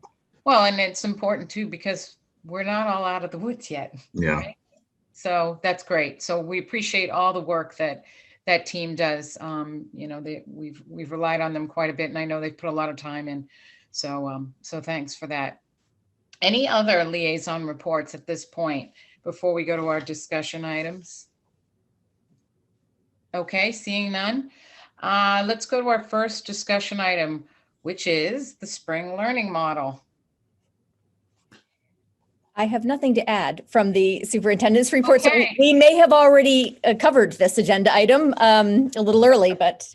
Okay, that's fine. That's fine. We heard it, but it was listed here, and I want to make sure there's nothing to add. So the next discussion item is the first reading of the revised policy, JFB intra-district transfer policy. This is just a housekeeping issue, Yeah. really. So there's no substantive change to the policy. It's just that we realized that we had some parenthetical things in there that refers to class size guidelines, but we have updated the class size guidelines since then. And so they just are inaccurate. And so we are suggesting that we strike the part that is inaccurate. And there was another thing, it was just outdated. The second piece that's outdated is still referring to something back from 2011, 2012, and that's no longer relevant or necessary. Okay, does anyone have any comments or questions on that? It's pretty simple, right? Okay, all right, good. All right, you ready? Let's go to our action items. Our first one, we're going to vote on the spring learning model. Now I don't even know if this is kosher, but I have Charlie's votes already. Need a motion. Yeah, I know, but let me just get ready here. Okay, so I need a motion to approve the spring learning model. I'd like to make a motion that we return to full in-person 5 days a week starting April 5th for all grade levels. Right. I second. Thank you, Maya, for second. Thank you, Tony, for that motion. Is there any discussion on this motion at this point? No, I just want to, I guess, highlight, I think we did a little bit earlier. I mean, I think this is really, it has been an amazing year from literally a year ago today or tomorrow. And just really highlight that if you look at any metric, we were one of less than 5% of districts that had K-1 back in September. We were similarly one of the few districts in the Commonwealth to have a fully remote, have Westwood teachers teach it. DESE's recognized this town as one of the models. Even I heard there's rumors, something circulating on Facebook among Bring Kids Back Massachusetts that had Westwood as #1 for their efforts in the Commonwealth. Shoulders above the rest. So I will. So I just wanted to say that it kind of goes without saying, but it's kind of been, I think, a remarkable year. As somebody once, we've gotten a lot of criticism and a lot of support. I do think, in the words of one of the people that wrote to us, we have been on the right side of history. All right. Thank you, Tony. And before we vote, we've said it and we'll say it again. Many thanks to all of you, the administration, the staff, the parents, everyone. This is a huge effort, and we appreciate all the time and the blood, sweat, and tears, really, for this. So, without further, let's take a vote. So we're gonna do a roll call vote. I know that Charlie Donahue is an aye. Maya Plotkin? Yes. Tony Mullen? Yes. Amanda Phillips? Yes. I am also a yes. The vote is unanimous. The motion carries. We have our spring learning model. Congrats. Good work. All right, let's vote on the next one is vote to approve the revised WTA Memorandum of Agreement. Can I get, I was going to make the motion. Do you want me to make? oh, you know what? Maya, you just Or do I need to wait a minute? Right. I have it ready. So I move that the school committee ratify the memorandum of agreement between the Westwood School Committee and the Westwood Teachers Association for 2020 to 2021 as revised on March 5th, 2021. Perfect, thank you. Do I have a second? Second. Okay, any further discussion on approving the MOA? I just want to say amazing work on behalf of the district administration, the school committee members who were on that team, and of course the WTA. I have said since the start, if anybody was going to be able to get this done, it was this team, and you did it. And I'm just very, very grateful as a parent to be in the Westwood School District. I think this is a brilliant piece of work. And I just want to thank everyone involved. Carol and Tony, thank you very much for your participation. And in particular, Emily, thank God for Emily. That's all I can say.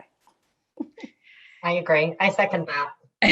And I'm All going of to it. echo that the WTA leadership was really wonderful to work with through this process. I mean, it was a hard process, but it's just good to be working with people who are professional and insightful and want to do the right thing for kids.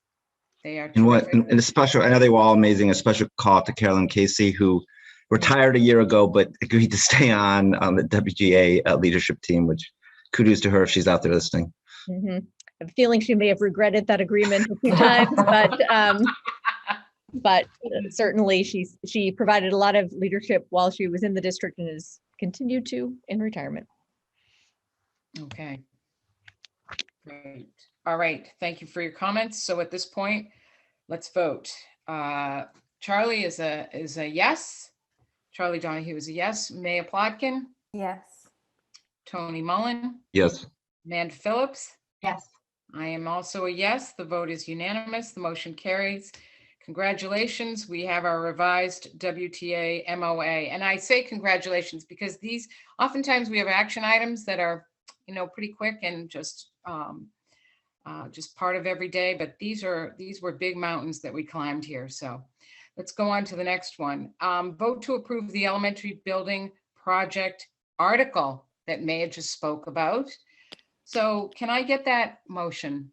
Maya, would you like to make that motion? I can make this motion. Okay. I move that the school committee ask the select board to include an article in the warrant articles for submission to spring 2021 town meeting, requesting that the town appropriate bridge funding in an amount not to exceed $1.46 million to pay the costs of design and site work associated with the construction of a new Hanlon Elementary School. Thank you, Maya. Can I get a second? Second. Second. Okay, thank you. And is there any further discussion on this very important article? Sorry, and I should have asked this as more of a question. The 1.455, the difference between that and the 1.6 is just to give us a little contingency? I mean, it was basically just to round up. Yeah, okay, thank you. Yeah. I want to say that the motion says the Hanlon building project because that's what the MSBA calls it, but it is a Hanlon Deerfield project. Yes. Remind people. Important clarification. Mm-hmm.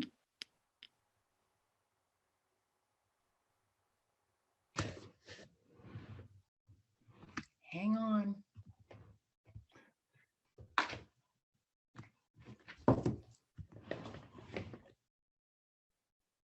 Can you guys hear me?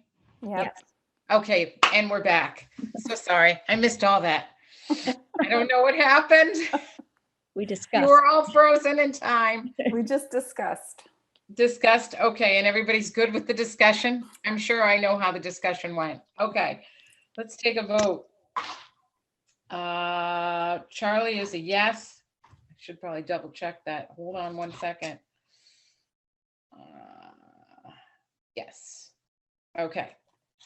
Maya, Yes. Tony, Yes. Amanda, Yes. and I agree, yes. We are unanimous. The motion carries. Thank you. All right, going on to the next one. The next action item, that is, vote to request special town meeting for the fall of 2021. This is again for the building project. Can I get that motion? I can make that motion. I would like you to. I move that the school committee ask the select board to schedule a special town meeting and special ballot in the fall 2021 for the purpose of putting an article to fund the elementary school building project before residents. Further, I move that the school committee propose Monday, October 18, 2021 for the special town meeting and Tuesday, October 26, 2021 for the special town ballot. Can I get a second? Thank you, Maya. Second. Boy, that was just, there was not a lot of emotion with that. Come on, Tony. Second. Huge project. We've been talking and working on this project since before Maya came to school committee. Can I get a second with some emotion there? Second. There we go. All right. Do we have any further discussion here? No? Okay. Let's take a vote. Charlie is a yes. Maya? Yes. Tony? Yes. Amanda? Yes. I am a yes. We are unanimous. That motion carries. Very exciting. All right, good. Let's move on. Approval of the revised 2021-2022 school calendar. So we had to do a little alteration there. Emily, do you want to just? Yeah. I mean, with apologies, I don't know how it is that none of us caught this, but we had February vacation the wrong week. So our February vacation always coincides with President's Day, which is, it's like the last week of February next year. So we just had assumed it was the week that it always is. But so that's the only change on the calendar from what we had looked at last month. Let's get the February vacation in the right place. Okay. Can I get a motion to approve that revised school 2021-2022 school calendar? So moved. Can I get a second? Second. Do we have any discussion further on the calendar? Seeing none, let's vote. Okay, Charlie is a yes. Maya? Yes. Amanda? Yes. Tony? Yes. I say yes, it's unanimous. The motion carries. We have our revised school calendar for 2021-2022. Let's go to approval of, now this is the usual, the approval of the February 11th, 2021 meeting minutes. Can I get a motion to approve those minutes? So moved. Okay, second? Second. Yeah, see, I didn't really care about your emotion there. So I don't think there's any discussion on this, is there? Now, seeing none, let's vote. Charlie is a yes. Maya? Yes. Amanda? Yes. Tony? Yes. And I am a yes. It is unanimous. The motion carries. We've approved those minutes. Does anybody have any new business? I don't have new business. I'm just looking for clarity. I don't want to rehash the topic, but I'm unclear on where we landed in the extended day discussion, what the next steps are. Well, I think that our intention is to put out an RFP, do the proposals, see what we get. You know, obviously we will process the comments that we heard tonight, tomorrow in central office. And so I would like to, you know, have some time to do that. But, you know, our intention was to put it out there to see what we can get. Okay. So as a next step, I heard Carol and Maya were open to providing feedback on that. So I can definitely reach out to you probably on Monday. Sure. Awesome. Okay. I'd just like to reinforce, we should, per our policy, if it does result in any change to non-revenue or the other cost centers, this should and must go to a vote of this committee. Yes. Okay. All right. I don't know. Adjournment? Are you ready? Yep. I think we have to get a motion to adjourn at this point. This is when I usually get punchy, and this is, oh, sorry. Did you give that motion, Tony? Was that you? I'd like to make a motion to adjourn, Carol. I will second. Good. All right. I don't think there's any discussion on this. So Maya, are you ready? Yes. Amanda? Yes. And Tony? Yes. I'm ready. And Charlie, ready or not, we're adjourning. Thank you all for all the work you've done. Have a great night. Have a great weekend. And we'll be in touch soon, I'm sure. Take care. Thank you. Thanks, everybody. Everybody.